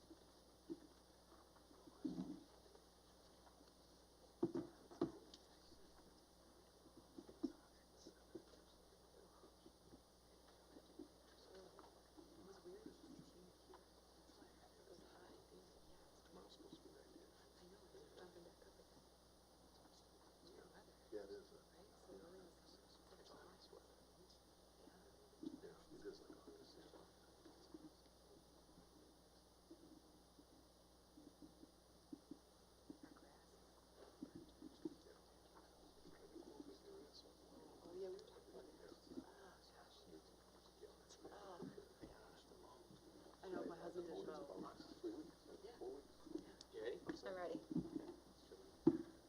Okay, I think I'm going to start from the bottom up with number 9. And for this, I'd like to focus on what the positive in the districts are, because I think that kind of falls into place with how I would describe it. And Can I interrupt you? Sorry. Yes. This doesn't help the people in the audience that we didn't read the question. Oh, do you want me to read it before I? If you could. Yeah, absolutely. Or actually, if we could read it. Yeah, maybe we read it before you start it. Yeah. Yeah. Okay. It's not fair to them not to know a question they're answering. Okay, so Sorry. I'm going to start with number 9. Okay. How would you describe the Cedarburg School District? Okay. Sorry. No, it's okay. So to describe the Cedarburg School District, I think it's important to kind of fall back on what are some positives within the district. If we're looking at things like more immediate, I think to describe the district, it's you go to what has happened recently, and the district's aim to keep students in school while continuing on the path of remaining a high-performing district during this tumultuous past year. And I think that really is a good way to look at what this district is about. A positive that is more enduring would be the district's ability to execute and facilitate policies and create environments that are inclusive, that are beneficial, that are sought after by not only and for the students, but the community as well. Next, I will go to number 4, which is describe the characteristics of a successful Cedarburg graduate. That's kind of, I think that depends on who you ask. If it were my children and I looked at them and thought successful, so proud of them, they would come out responsible, they would come out well-versed, they would come out well-rounded, they would have ideas on what the world is like and how to deal with situations in general. They would be able to facilitate a respectful, responsible life. They would be able to be, civility and accountability are very important, their values. So I think it just kind of depends on who you ask, but for me, if it were my children, that's what I would consider to be successful.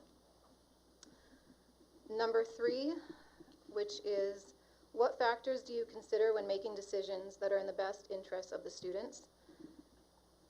And I think that kind of also, you can go back to how does the district kind of encourage responsibility? And this is, again, it's something that can't completely fall on the feet of the district. Producing responsible students is a collective effort, and it starts at home and continues into school. With responsibility comes respect and accountability, and those are the values that I think they're struggling to survive right now. And there are little pockets of disengagement at all levels, and I think redirecting that focus and dropping a lot of the polarizing hostility would leave more room to create a more responsible and respectable and respectful student. And so I think if we take those factors into consideration when making decisions and trying to get back to what will facilitate the most beneficial outcome of the students is important. Number 2, how would you foster a collaborative working relationship with other public entities such as city council, police, and fire departments, and the town board, etc.? So this one, I have a unique perspective, being we are a first responder family. My husband, he's a fire captain, and he also does law enforcement stuff as well. And I see how involved his department is with the schools and how important that relationship is. The community as a whole, when they go visit schools, and they also go to school board meetings as well sometimes, they focus a lot of attention on that because they see the importance of that. And so I think it's a relationship that needs to be, it needs to facilitate a healthy relationship, so to speak. And so I think having them involved, you have to kind of go through the chain of commands with that as far as the collaborative working relationship. But I do feel that it's very important because it's all part of the community as a whole. And like I said,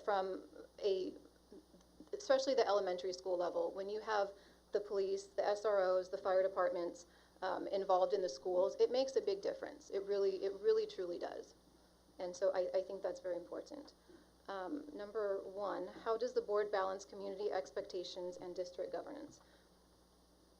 So the balancing act of the board is very tricky, especially right now.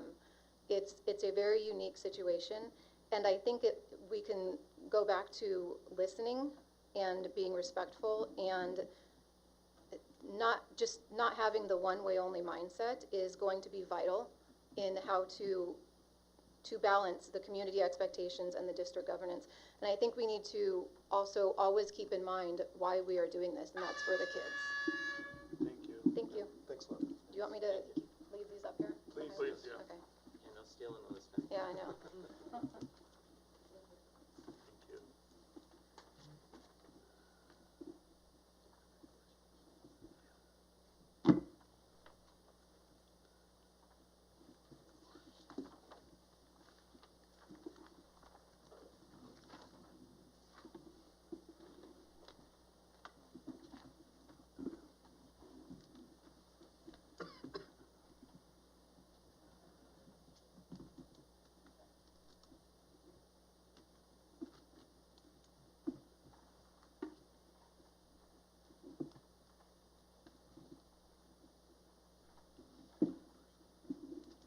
So what you have there is another list of questions that are highlighted.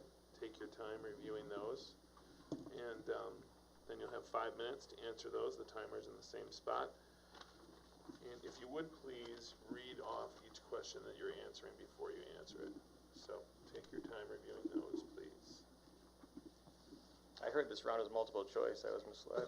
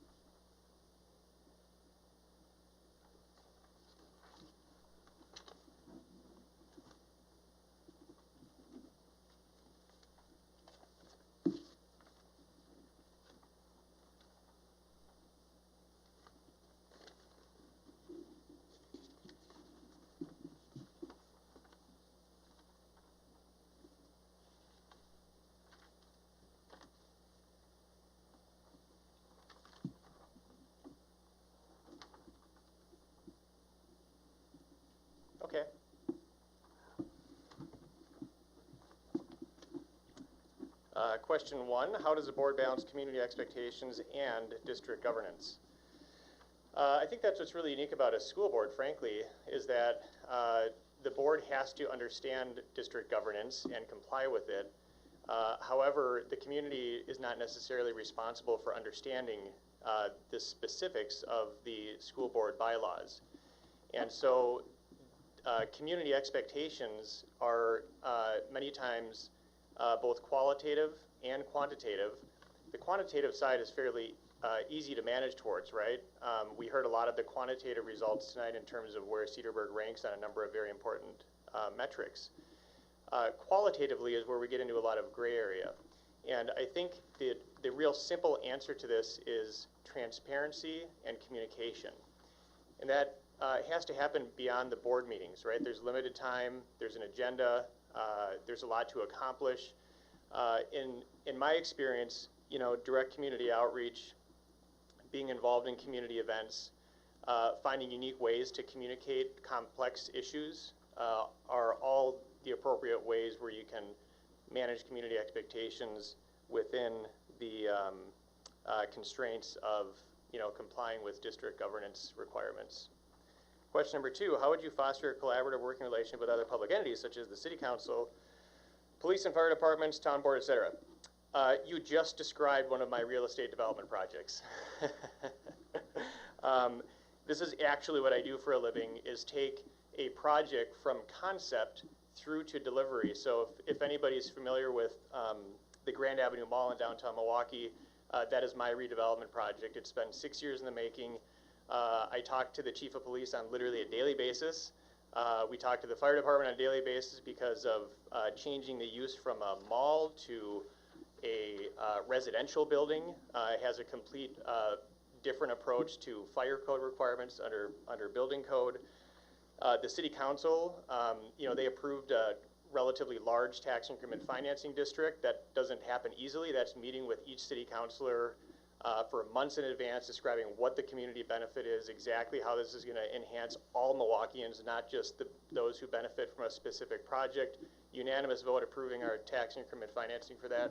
So I'm just giving you examples in my professional career as to how I know how to navigate the stakeholder requirements under whatever the outcome is, right? The deliverable of our school district is very, very, very different than a real estate project, okay? This is our most valuable community asset. It is the backbone of why people live here. It is literally, not even figuratively, the pathway for the future of our children. It's why we moved here. It's why my kids are in Cedarburg Public School, not in a private school, which we don't have any problem sending them to a private school. We are actively choosing to have them in Cedarburg School District. And so, you know, stakeholder collaboration is something that I am particularly experienced in. You just have to surround it with the actual outcome of what the goal is of this district while understanding the language that the various stakeholders communicate in. What factors do you consider when making decisions that are in the best interest of students? Health, safety, number 1. Health, safety, equity among students. They have to be in an environment that they feel like they can succeed in and build confidence. If we miss on that, then the content area that they're learning doesn't really matter because it's not going to resonate, right? And so when we think about decisions that come to this board, first and foremost, I think about safety, health, environment, and equity. Number 2, in the best interest of students, it's what are the key performance indicators that this district has adopted when we define student excellence, right? Excellence to me may mean something very different than excellence to anybody on this board or anybody in our community. So once, and I know we have key performance indicators in this district, but managing towards those key performance indicators and then relying on effective source data to make decisions on how we actually deliver that and track it and monitor it and incentivize the performance of it within our staff. Describe the characteristics of a successful Cedarburg grad. Confidence, college bound or track to whatever their oriented towards in terms of technical aptitude. And I have one question left. Thank you. Thank you. Thanks. Thanks. Those were a lot more fun.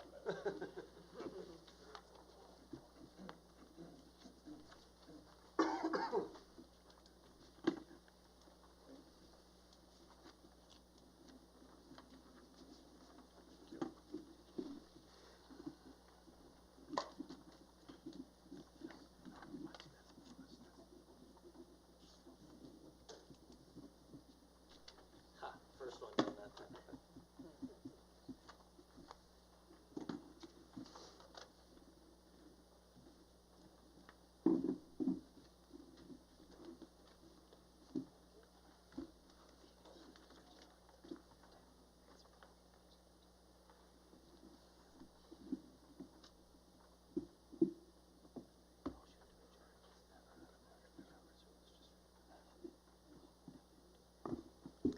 Okay, Mrs. Netzel, we have a vote for Jennifer Calzada.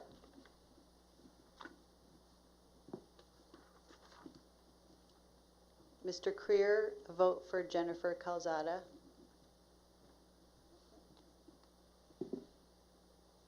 Mr. Reimer, a vote for Tony Janovic.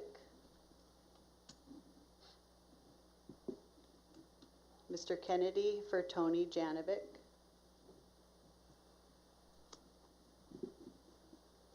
Mrs. Padberg for Tony Janovic.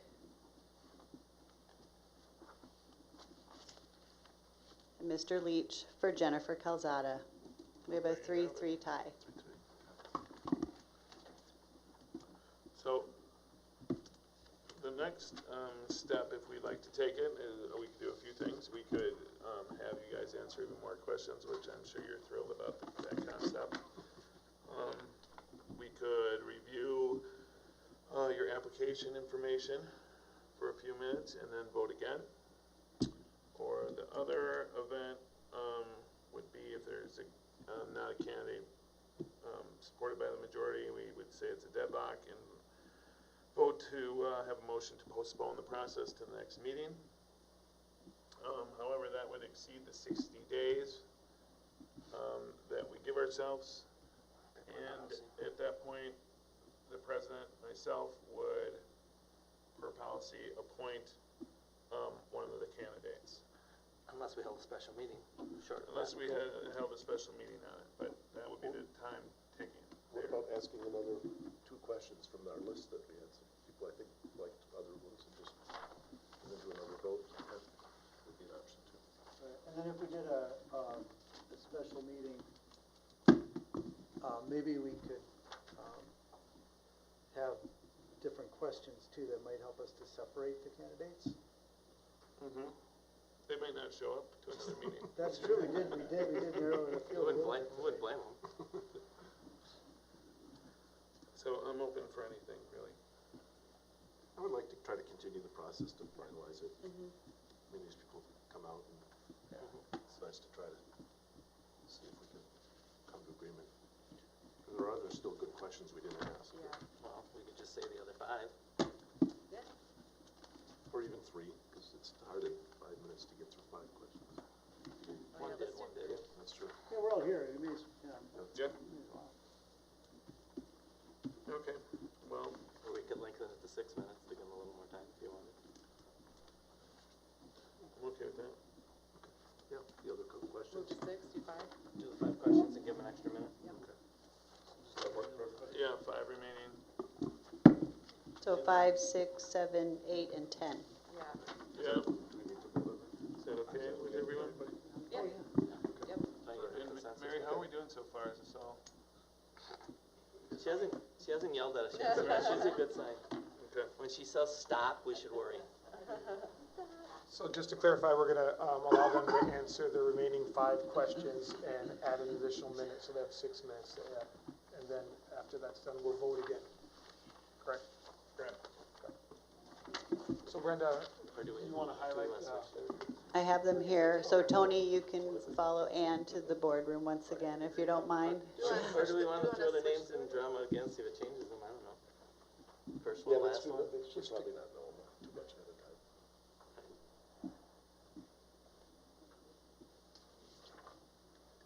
with you, because you didn't hear the answers.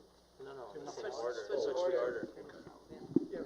Jennifer's always had to go first, and you always get to hear Tony last. There's some studies that say last. I was thought first, like on the ballot, so I was wondering. First on the ballot, but last in an interview, they say. Not that I don't think it'll make any difference. But Right.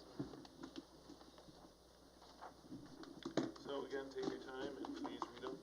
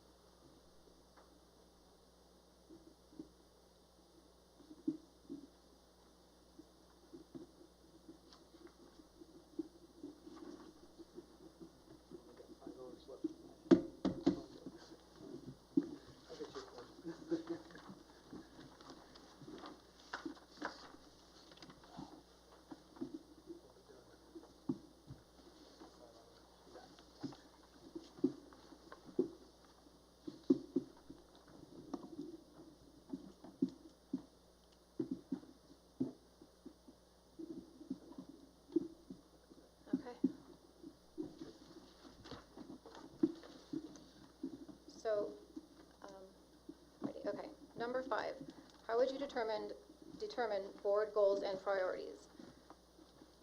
This, I think it's kind of always, it's always moving. You have a trajectory that you are looking at each school year, and I think it's something that is kind of ever changing. And what we need to look at to determine the goals is, are the students' best interest at heart? Are we creating responsible, respectable, accountable civil students when they are leaving the Cedarburg School District? And also communication. Are we communicating in a fair way? Are we being transparent? I guess what is also the feedback that we're getting from the people who we represent, meaning the students, the people within the community, and also we need to also take into consideration the teachers, the faculty, the staff, because it's all one unifying just family that we are within the district. Number 6, what ideas do you have on enhancing the district's image and brand? So with this past year,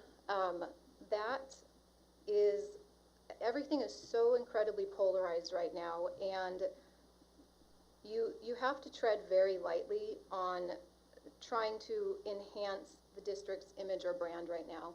And I think what we need to do is just get back to the focus being for the children, taking out anything political or ideological within the classrooms, and I think it will kind of enhance itself organically, and also taking into consideration listening, communicating, and I think it will kind of enhance itself, like I said, organically on its own in that way. I don't think there's anything necessarily that we need to kind of define and write out in order to achieve that.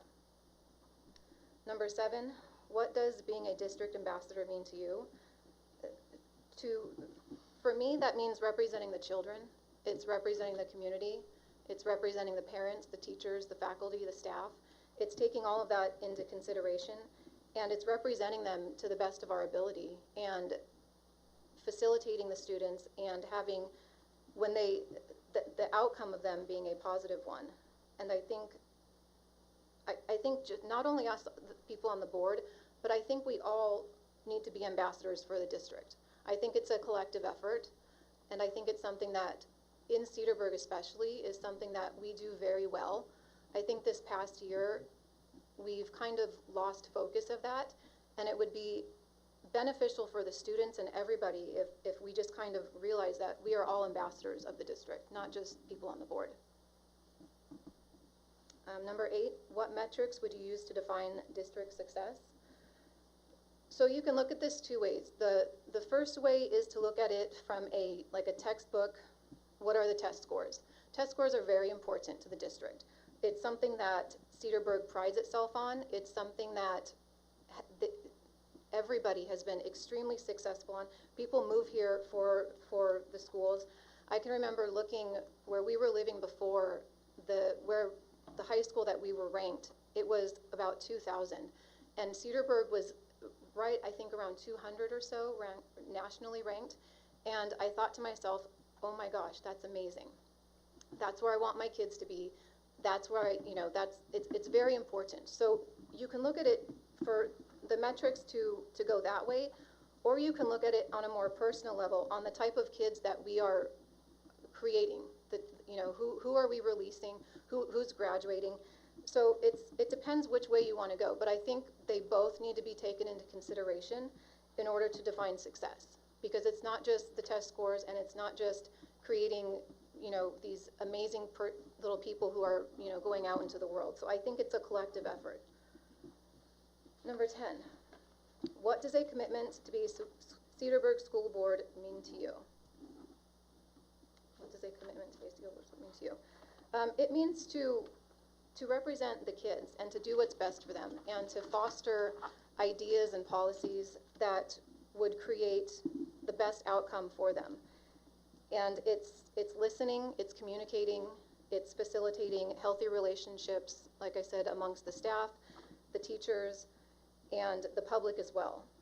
And it's kind of a simple one in concept, because it's kind of what we all should be doing, and I think we've kind of forgotten that, but it's just the commitment to do what's best for the kids and trying to figure out the way to do that. So, that's it. Thank you. Thank you.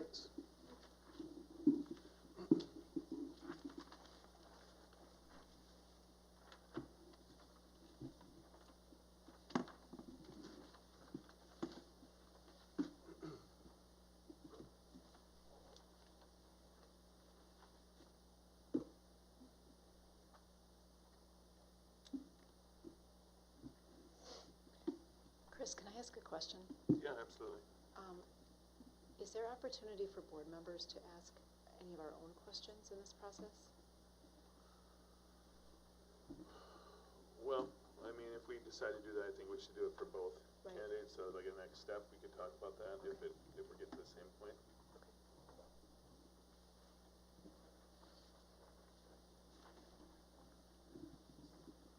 All right, so same exercise. You get 1 more minute, and please read the questions as you go through them like you did before, and whenever you're ready.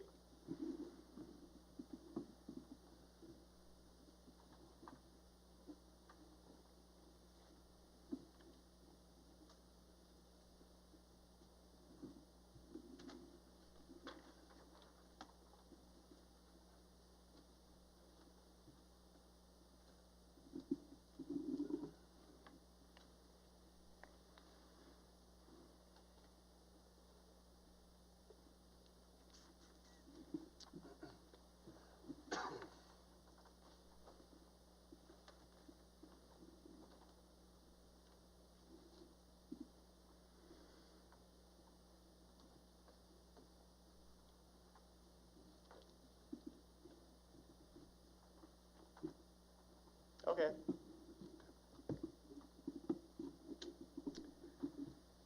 Question 5, how would you determine board goals and priorities? I think those are actually two kind of different things. Defining goals, I think, is in alignment with the KPIs for our students going through our educational system, and are developed between looking at all of the data points that we already track, including our school report card, how we perform on student placement for whatever their next step is going to be, and how we're doing with our students, whether they're top performers or whether they're students who require some special assistance to prosper. Priorities then, I think, become more of an implementation challenge, which is resource allocation, timeline, planning, and implementation.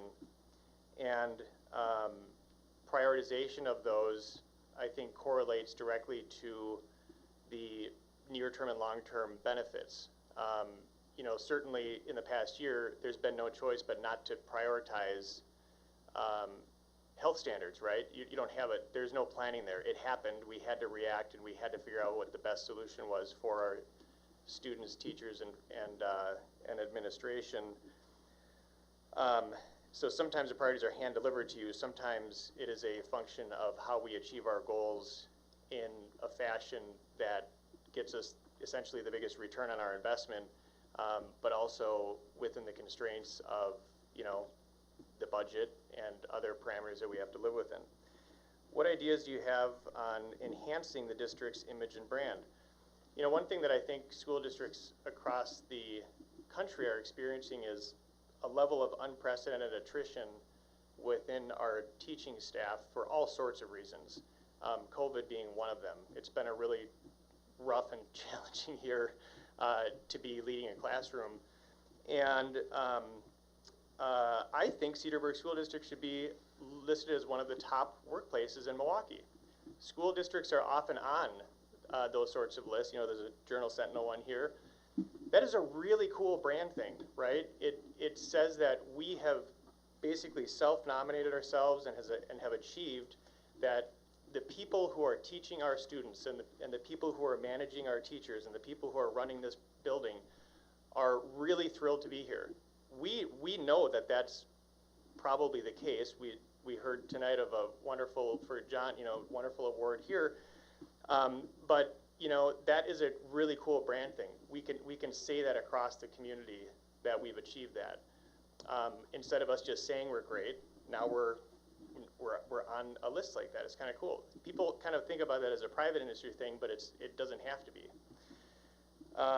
That's just one of, you know, many examples. What does being a district ambassador mean to you? I think in terms of representing the school district and the brand, it means listening, it means authentic community engagement, it means understanding, it means understanding the minutia of what's happening within the four corners of our school buildings, the four corners of our classroom, within the curriculum, within the programming, within the extracurriculars, within student safety, health. But it also means not pretending like I'm a professional public school administrator, right? So on the one hand, you really have to understand it to effectively manage and be part of a leadership board. On the other hand, that doesn't mean that I'm going to suddenly start thinking that I'm a professional like our administration is and our leaders within the school district. So that becomes a support mechanism, listening to, hey, we get it, we get what's going on here, here's the recommendations you're making to achieve the results that the school district wants. How do we resource and support that, right? What are the barriers? What are the hurdles we have to knock down to help our team succeed and deliver on those goals and objectives? Another thing that I think I would just naturally do, so I travel quite a bit. I actually bifurcated a Denver trip to be here tonight when this date got set, but I love research and I love borrowing ideas. Some of the best ideas in the world are borrowed ones. I don't need to claim to be the most creative person in the world, but when I travel, I could see myself looking up the best school district in Denver, or the best one in Indianapolis, or the best one, and I'm going to go there. I'm going to take a tour. I'm going to meet with board members. I'm going to meet with the superintendent, and I'm going to find out what's so cool about what you guys are doing, what's unique about what you're doing. And then I'm going to bring those ideas back here, and we're going to put our own Cedarburg branding and ideas and flavor on them. But that's just something that I would naturally do as part of my normal cadence in life. I think that's an important way, and that I could, you know, particularly serve as an ambassador. What metrics would you use to define district success? Well, it's really gauging how our students are doing while they're in our school district, and most importantly, what the outcome is when they leave our school district. Are they prepared to contribute to our democracy in a positive and productive fashion in whatever next step they and their families choose, right? And there's a whole host of metrics and a whole host of ways that you can evaluate that, but it all has to boil down to singularly that outcome. I appreciate the extra minute. Still didn't get to my last question, but these questions keep getting better, so. Thank you. Thank you.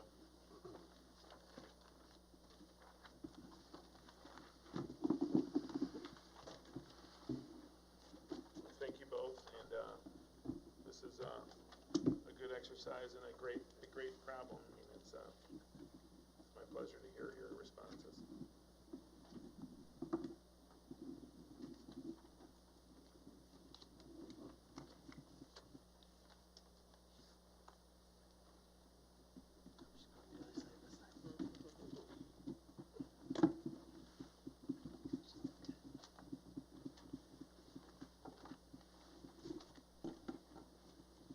Calculating matters ahead as she picks them up.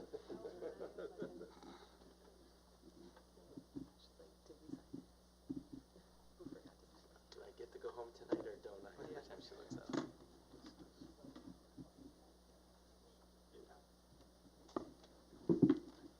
Okay, a vote from Mrs. Netzel for Jennifer Calzada.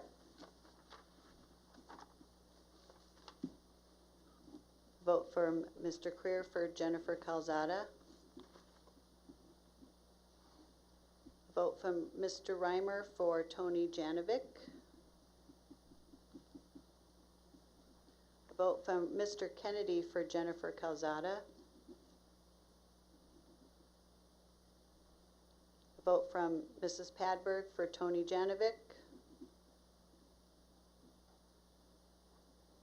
And a vote from Mr. Leach for Jennifer Calzada.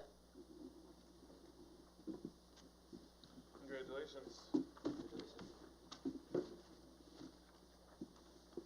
Just wanted to make sure, yep, that's right. So, Brenda, can you go over the next steps then? The board would make a motion to appoint her as the new board member to fill the vacancy. I'll make a motion to appoint Jennifer Calzada as the board member vacancy position. I'll second that. Motion and a second. All those in favor? Aye. Against? Motion carries unanimously. Thank you. So, with that said, what are the next steps for Jennifer? Next steps for Jennifer is to contact me to come in and take your oath of office, and then your duties will follow. Yep. You'll also be meeting with each of the directors, which I'll set meetings up for you. Okay. Thank you, everyone, for going through the process. Yes, You know, Tony, thank you. Please stay engaged. Appreciate everybody doing this. Yeah. You're right, please stay engaged. And there's an election in just a few months. There's a whole lot of people in this room who could run. That's right. All right. So then we're on to item 7, recommendations. Thank you, board members. This evening, we have a number of recommendations, A through K. Many of these recommendations have been brought forward through committee work, so whether it be the curriculum committee or policy and finance. So these topics have been vetted at the committee level. A few of these are annual topics that we approve each year at this time. So it shouldn't be new information to board members on the topics that we're discussing this evening. First up is Ben with the earmark renewal. Yep, so the earmark renewal is an annual topic. We renew every July 1st for the new fiscal year. If you remember, a couple years ago, we put our food services out to bid, and Airmark was awarded the renewal. And so this is part of that 5-year plan with them. The renewal is part of, really set by DPI and inflation. And so the CPI for their area is set for 2.9%. And so that would increase costs for the program, but overall it's a very successful program. Even with the increases, they're expecting a surplus of just over $78,000 for next year, $79,000 for next year, and even beyond that, we have a $50,000 guarantee surplus that returns to the district if they don't meet that. So all this goes back into the program, and so it'll be used to improve food quality and help with staffing overall. And so it has been presented and brought forward from KNF to the board for you tonight. I'll move to approve the earmark renewal. Second? Motion and second, any discussion? All those in favor? Aye. Against, motion carries. The next topic is on school facility fees and school fees. Another topic that's brought forward to the board each year. P&F have reviewed these fees for the 21-22 school year, and no changes are being recommended at this time, so keeping the fees for next year the same as they were for this school year.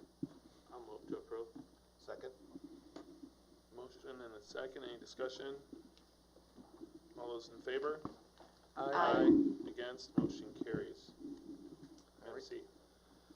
So the next one, looking at budget revisions and amendments for the 2021 school year. This is a topic we bring forward to the board in June per policy. We have budget revisions that occur over the course of the year, but instead of doing them month by month, we just bring them in a lump sum to the board.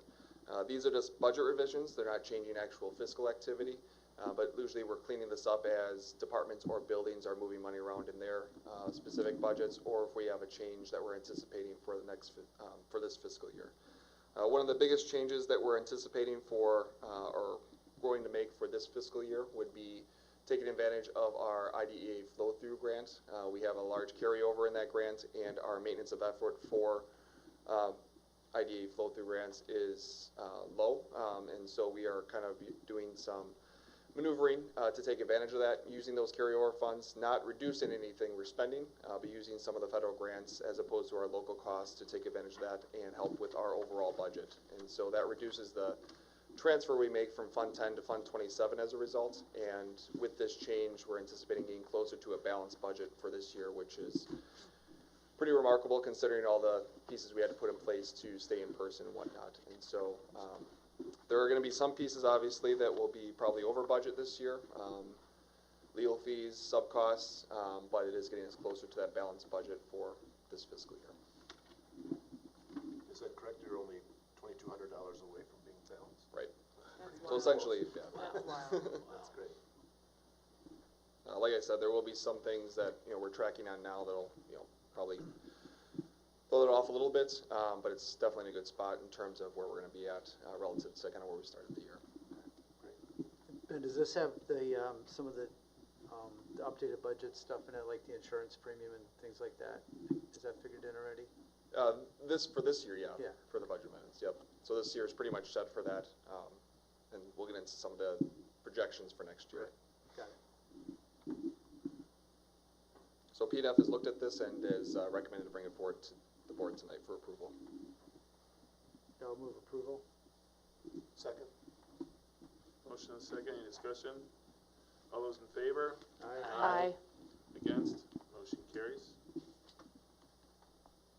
Keep going. So looking forward to next year, the preliminary budget. So this is an item we bring forward in June as we get ready for the fiscal year that starts on July 1st.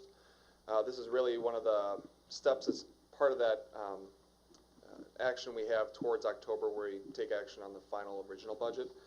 What this is just an estimate for what we're looking for as this new school year starts. Obviously, quite a few pieces are still just estimates at this point, just because there's still a lot of moving pieces as we look towards next year. In board docs, you'll see kind of a breakdown, line by line, kind of larger items that we're anticipating to change for next year. I won't get into all of them because PNF has done that over the last couple months, looking into specific detail, each one of these items. And as we look into next year, it does become a little bit more complicated as compared to other years, because we do have the unique funding status of ESSER funds as a result of pandemic. And so obviously we have costs this year that we've gone through, but the claiming process won't occur till next year. And so there's that kind of dynamic to work around. In addition to that, we have some expenses that we're putting back into the budget that we put on hold for this year in order to kind of take care of the expenses we were planning for. So a little bit of a catch up for 21-22 as well. Beyond that, we're also trying to keep up with our growing enrollment in the district. Again, we're anticipating that to continue for next year and beyond. And so we've had discussions at the PNF level about what that looks like, and so adding additional teaching staff, but also looking at our administration level at Parkview and Thorson and addressing the need there as those buildings continue to grow and get to a level where there's just more support that's needed. At P&F, we did go through a presentation with the P&F committee members that had 20 plus slides. And so we kind of went in detail about the rationale and the need for it. We do have that presentation in board docs if any of you want to go through it, and Angela and Jane are both here tonight in case you have any questions. But we are including a line item in there for assistant principal to be added to Parkview and Thorson, so one to be split between those two buildings. Overall, like I said, the preliminary budget is a projection of what we're looking at for next year with still a lot of moving pieces. The state budget still has to be set, and we still don't know our final amounts for ESSER funding, which won't be determined probably till end of summer because we have a large, possibly a large amount that will be set aside for just kind of the beyond the guaranteed amount. And so that'll be based on in-person instruction hours, and so we have to do that report. All the other districts that are eligible for that have to do that. And then we'll finally figure out what we're going to be received from that, those portions of the grant as well. So in board docs, in that document, you also see kind of a forecast for 22-23 because we just want to look forward into the future. And so the unique thing about this year and next year are just the pandemic, obviously, has kind of thrown things off a little bit. And so we start to look at the big picture of not only this year, but last year, 21-22 and 22-23, and trying to piece them all together and see where we will end up after the 4-year time period, where we really think the pandemic will have the largest financial impact. So we just forecast that out a little bit. We know we're getting a sense of kind of where those ESSER funds will land, but the current proposals from the state kind of go back and forth, with one proposal possibly no increase to our state or to our local budget. And so that's how kind of we built our budgets for the next 2 years with a 0 per pupil increase. You can see in 22-23 that does put some pressure on the budget. The ESSER funds will help support a lot of the expenses we have, but they do have limited purpose for what they can be used for, and obviously they can't be used for ongoing purposes because the funds will run out. So all those pieces we're trying to plan on and put together for next year, but when we look at 21-22, we start to be in a good place in terms of where we'll land financially overall because we're presenting a balanced budget for the next fiscal year. Okay. I have a question for both Jane and Angela. So as we look at our different math scores, those seem to be turning in a good direction. Our reading scores aren't where we want them to be. And we went through several different exercises over the last 10 years or so to get those up. So what my question is with that as a background and anything else you want to talk about, what have you not been able to do that you would have been able to do 4 years ago when enrollment was down? What are you spending more time on, and what could you be spending time on had this not occurred? Yeah, so in the presentation, you'll see that we have a slide, I think it's maybe the 3rd slide, that shows a balance on there. And basically, as administrators, we have kind of 2 buckets of things that we do. It's instructional leadership, which directly impacts achievement that you're talking about. And then we have managerial tasks. And as the buildings have grown, those managerial tasks have gotten greater. So that's just managing those day-to-day things that don't directly impact student achievement, but have to be done. You don't have a substitute, so we have to take care of that. We have a lot of scheduling things that have to be taken care of, support staff, all of those kinds of managing tasks. And those are the things that have really taken away from the instructional leadership, which is coaching teachers and working with the data. I'll just add to that relationship building has been something that unfortunately we have less and less time for, and it's really important for us to establish those trusting relationships with our staff members to help them grow and be the best that they can be for our students, and also to be there for our students and be a coach for them, a shoulder for them, and that's something that continually gets pushed aside. And we see that is something that has been maintained really well at the other buildings, and often Angela and I just look at ourselves like if only we had more time for that. So we'll be thrilled to be able to do more of that relationship building. Thank you. Yeah, Chris, those are kind of the same questions I had from the beginning when this was first proposed, I was probably the biggest skeptic, but it was really helpful when you presented this at the P&F meeting to help us understand what, like to Chris's point, what are all these the details of what you're doing that you can't get done, or that you could do better, that you can focus on the kids. So it was, we really appreciated, at least I really appreciated that presentation at P&F. It really helped understand the situation. I think I'm on the other side of the spectrum. I'm sure you could really use an additional for each. So tell me more about how you plan on splitting that head count between the two schools. There's a slide as well for that. I believe it is. Oh yeah, down here, schedule. Slide 11. 11, pretty far down. Right now, our population, when you compare the two buildings, 53% of the population is Thorson and 47% is at Parkview.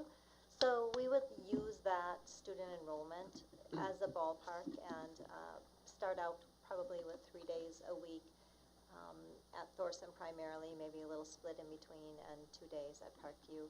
Thorson's needs and staff is greater right now, and we'd want to make sure that we're being equitable with some of the same types of tasks and responsibilities for that assistant principal, so that we're not expecting them to completely change and do something very different in each building. We'll work very closely together to make sure that we're choosing wisely what types and tasks and responsibilities and how the schedule will work. Yeah. We learned that this year a little bit with the shared psychologist between the two buildings. So yeah. We've worked nicely together. Have a sample. We share. Nice. Anyone else? The thing I saw that interested me in the slides was, people said that there's not a growth in our district, and just looking at the student population counts. Yeah. So Thorson was, in 15-16 was 389, and the graph just shows that bar going completely up, and now it's at 550 students in that school. And Parkview jumped from 412 in 15-16 up to 517 in 1920, and that kind of dripped, and now it's going back up again, and we're at 486. So there's 70 some there and 100 and something at the other new students in that school. That's definitely student growth in our district that many people don't seem to realize, because so many districts have declining populations.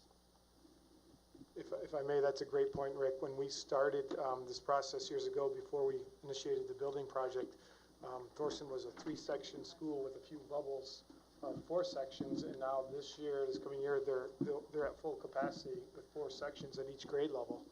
Yep. So Yeah. I think when we started the building project, over 3 years ago, we were trying to gain capacity in space, and now Angela's, with this growth, is going to be at capacity entering next year.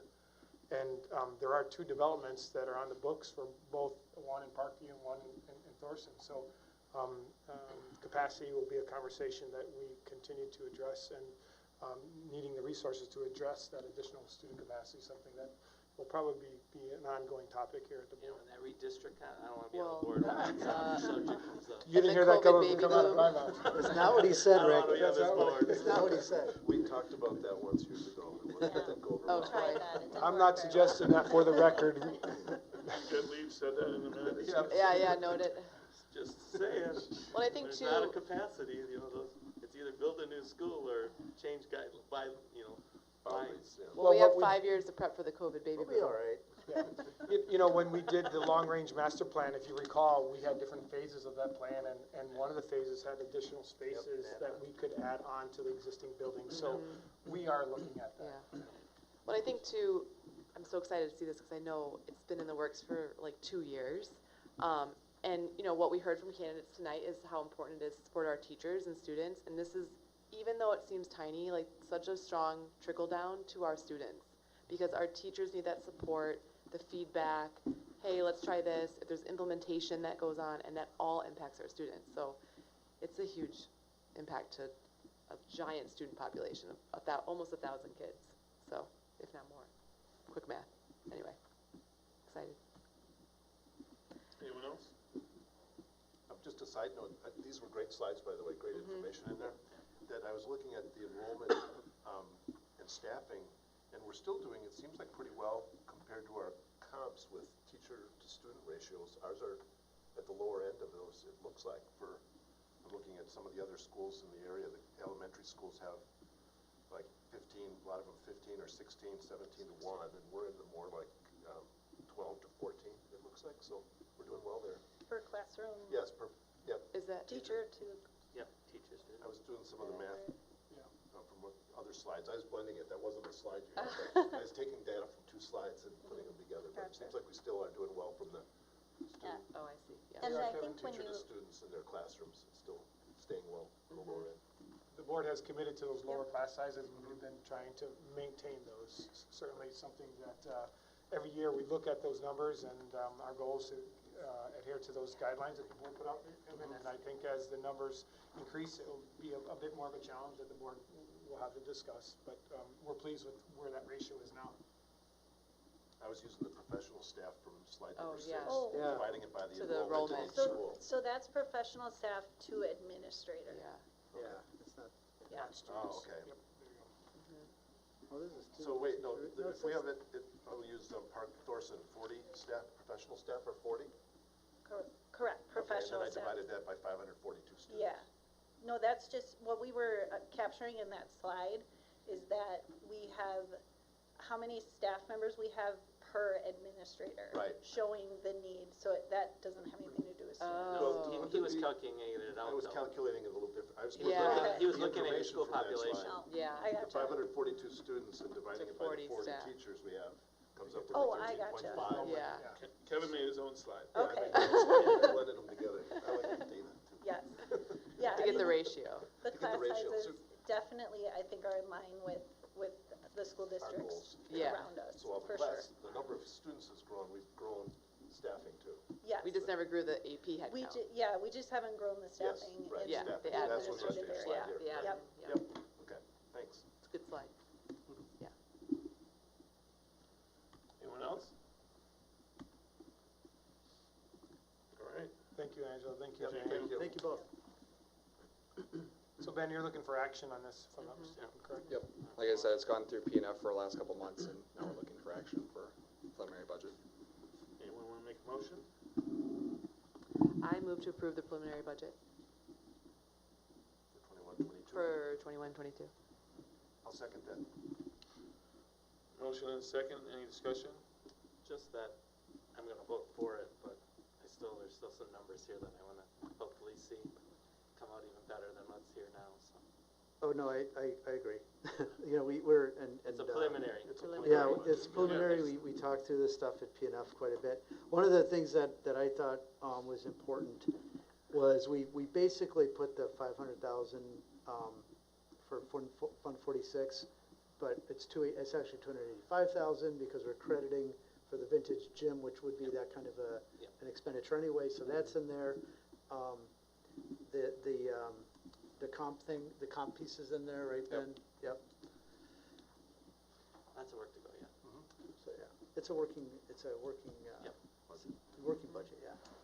Yeah, the teacher comp plan would be, like I said, the third year of it, as the board took action on that a couple years ago, and also catching up for the year we missed this year, and so making teachers whole, basically. The stuff that we had put in the, kind of on hold at the beginning of the coronavirus stuff, yeah, okay. It's back. So we have a motion and a second, all those in favor? Aye. Against? Motion carries. And the last one for me is the insurance renewals for the district, and so these are the ones that are not employee benefits, they are the ones that we use for the district as a whole. They include property insurance, liability insurance, auto insurance, workers' comp, which is the largest one, and then smaller ones related to crime and cyber protection. The renewal you'll see in board docs, and so going through them, some of them are related to just inflationary increases, others are related to just changes we've had in the system, so our property is going up a little bit as a result of us having more space from the referendum, so that makes sense. Auto going down a little bit because we removed some vehicles that were on the policy. Workers' comp, pretty much staying the same. That went down slightly from our amount last year, and if you remember, we're pretty much as low as we can get when we come to workers' comp, which is something to be very proud of. We have one of the lowest rates in the state. That's really, the culture that's existed in here through John, and but also beyond that. So it's a good place to be. So we save a little bit there. The most discussion we had at P&F was related to our cyber coverage, and so big increase there relative to what it was last year, over double, going from 13,000 to a little over 24,000. The biggest reason for that is just the increase in the amount of claims that they've seen nationwide this year as a result of really the pandemic. There's just more and more people going after districts and and our organizations as a whole. So big increase there, but we did have an option from our provider if we wanted to decrease that. So to keep it the same, it would increase it to that 24,000. If we wanted a lower premium, and actually it would bring it down to $10,000, $10,152. We decreased our social engineering coverage from $1 million to $250,000. And social engineering would be any kind of manipulation by any outside force to try to trick us in some way and sending them money. So examples in the past of what we've had people try to mask an email as a superintendent and say send money immediately. Or we've had individuals try to mask a vendor through just kind of, well, the example was C.G. Schmidt. They, instead of using an M, they use an R and an N, so it looks, you don't look close enough, you can be tricked. So stuff like that, but it's all stuff that we have good protection for. We have multiple authentication for all these pieces. Any money going out has to be approved by multiple people. Even if it's for me, there's multiple people have to approve it. So based on all that, when we talked it through at P&F, we were comfortable with the lower amount, the lower premium at $10,000 and lowering that social engineering to $250,000. The reason it was at $1 million is because our largest transaction tends to be payroll, which is right around $600,000 twice a month. But we have pretty good places in there and a very structured system for what that looks like. All the other coverage remain the same, and a lot of those pieces are right around $1 million for ransomware, fraud, stuff like that.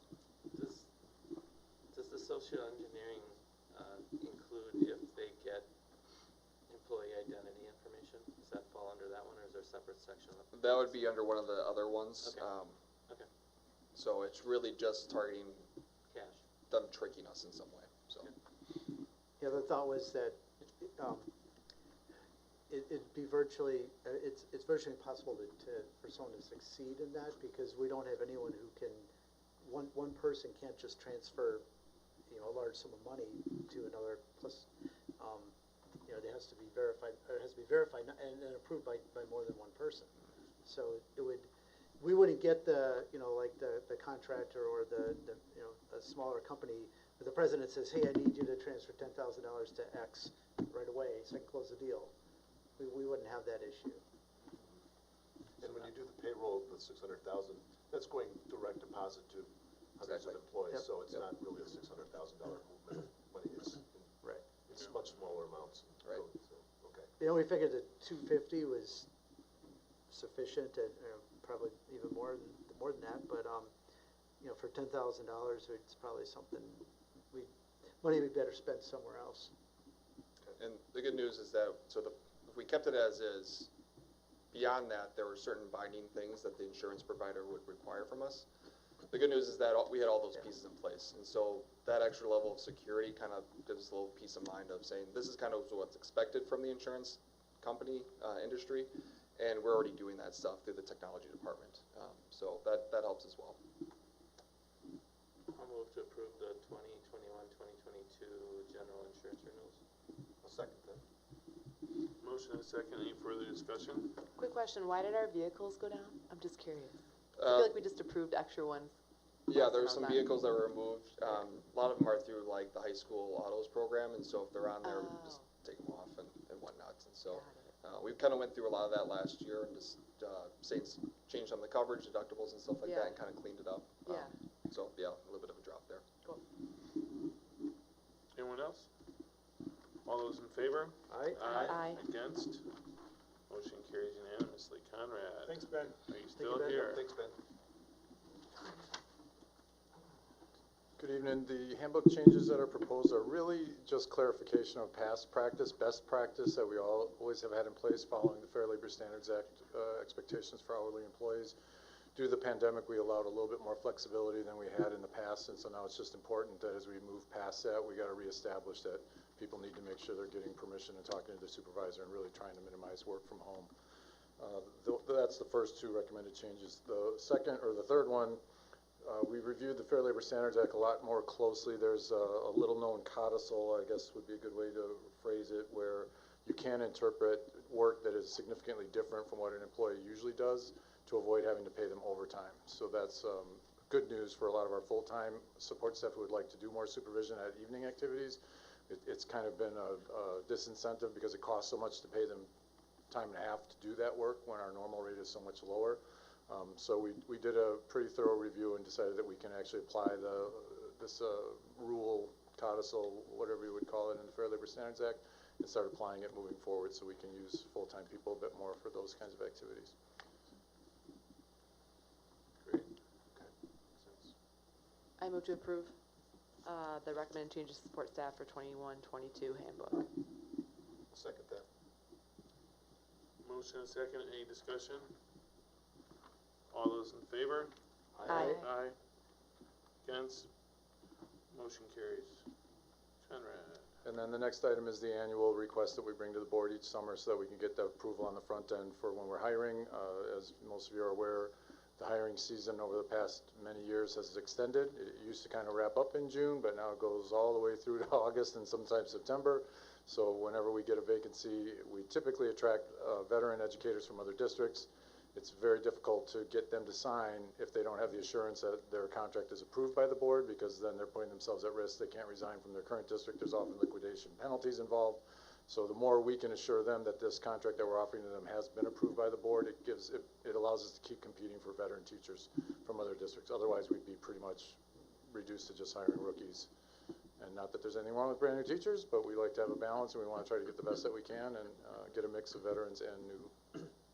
Those contracts eventually come to the board. We always bring them to the board afterwards, yep, whenever the next meeting would be.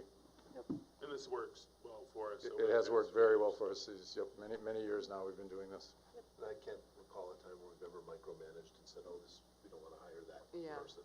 No, it's just a perfunctory step, so I'm comfortable with this approach. Yep, otherwise you could have a lot of special session, or, special meetings, right? We'd be calling a lot of meetings. Yeah, I move to approve that you can approve teacher contracts through the summer to fill vacancies. I'll second that. motion and second, any discussion? All those in favor? Aye. Against, motion carries. Thank you. Thanks, Conrad. Ted? H and I are both annual topics. We use private vendors for both our vision and audiological services, and every year those come back to you for approval.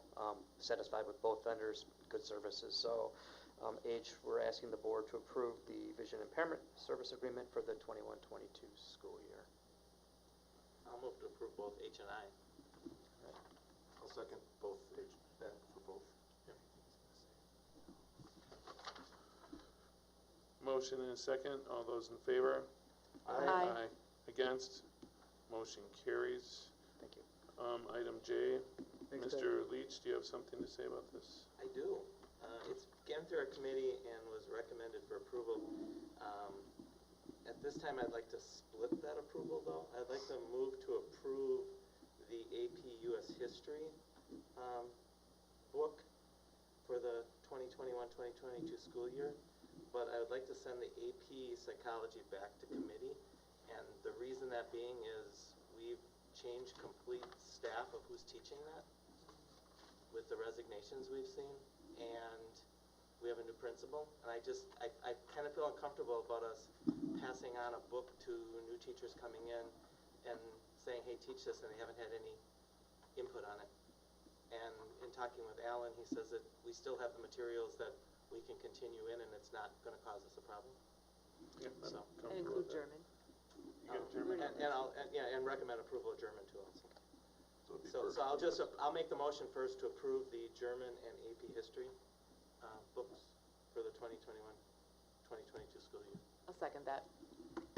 Motion and second, any discussion? All those in favor? Aye. Against, Motion carries. And then I make a motion to send the AP Psychology text back to committee so that we can have staff have some, the new staff have some review of it. Remind me, did we hire that staff member? The Not new yet. one? Not yet, Not no. yet.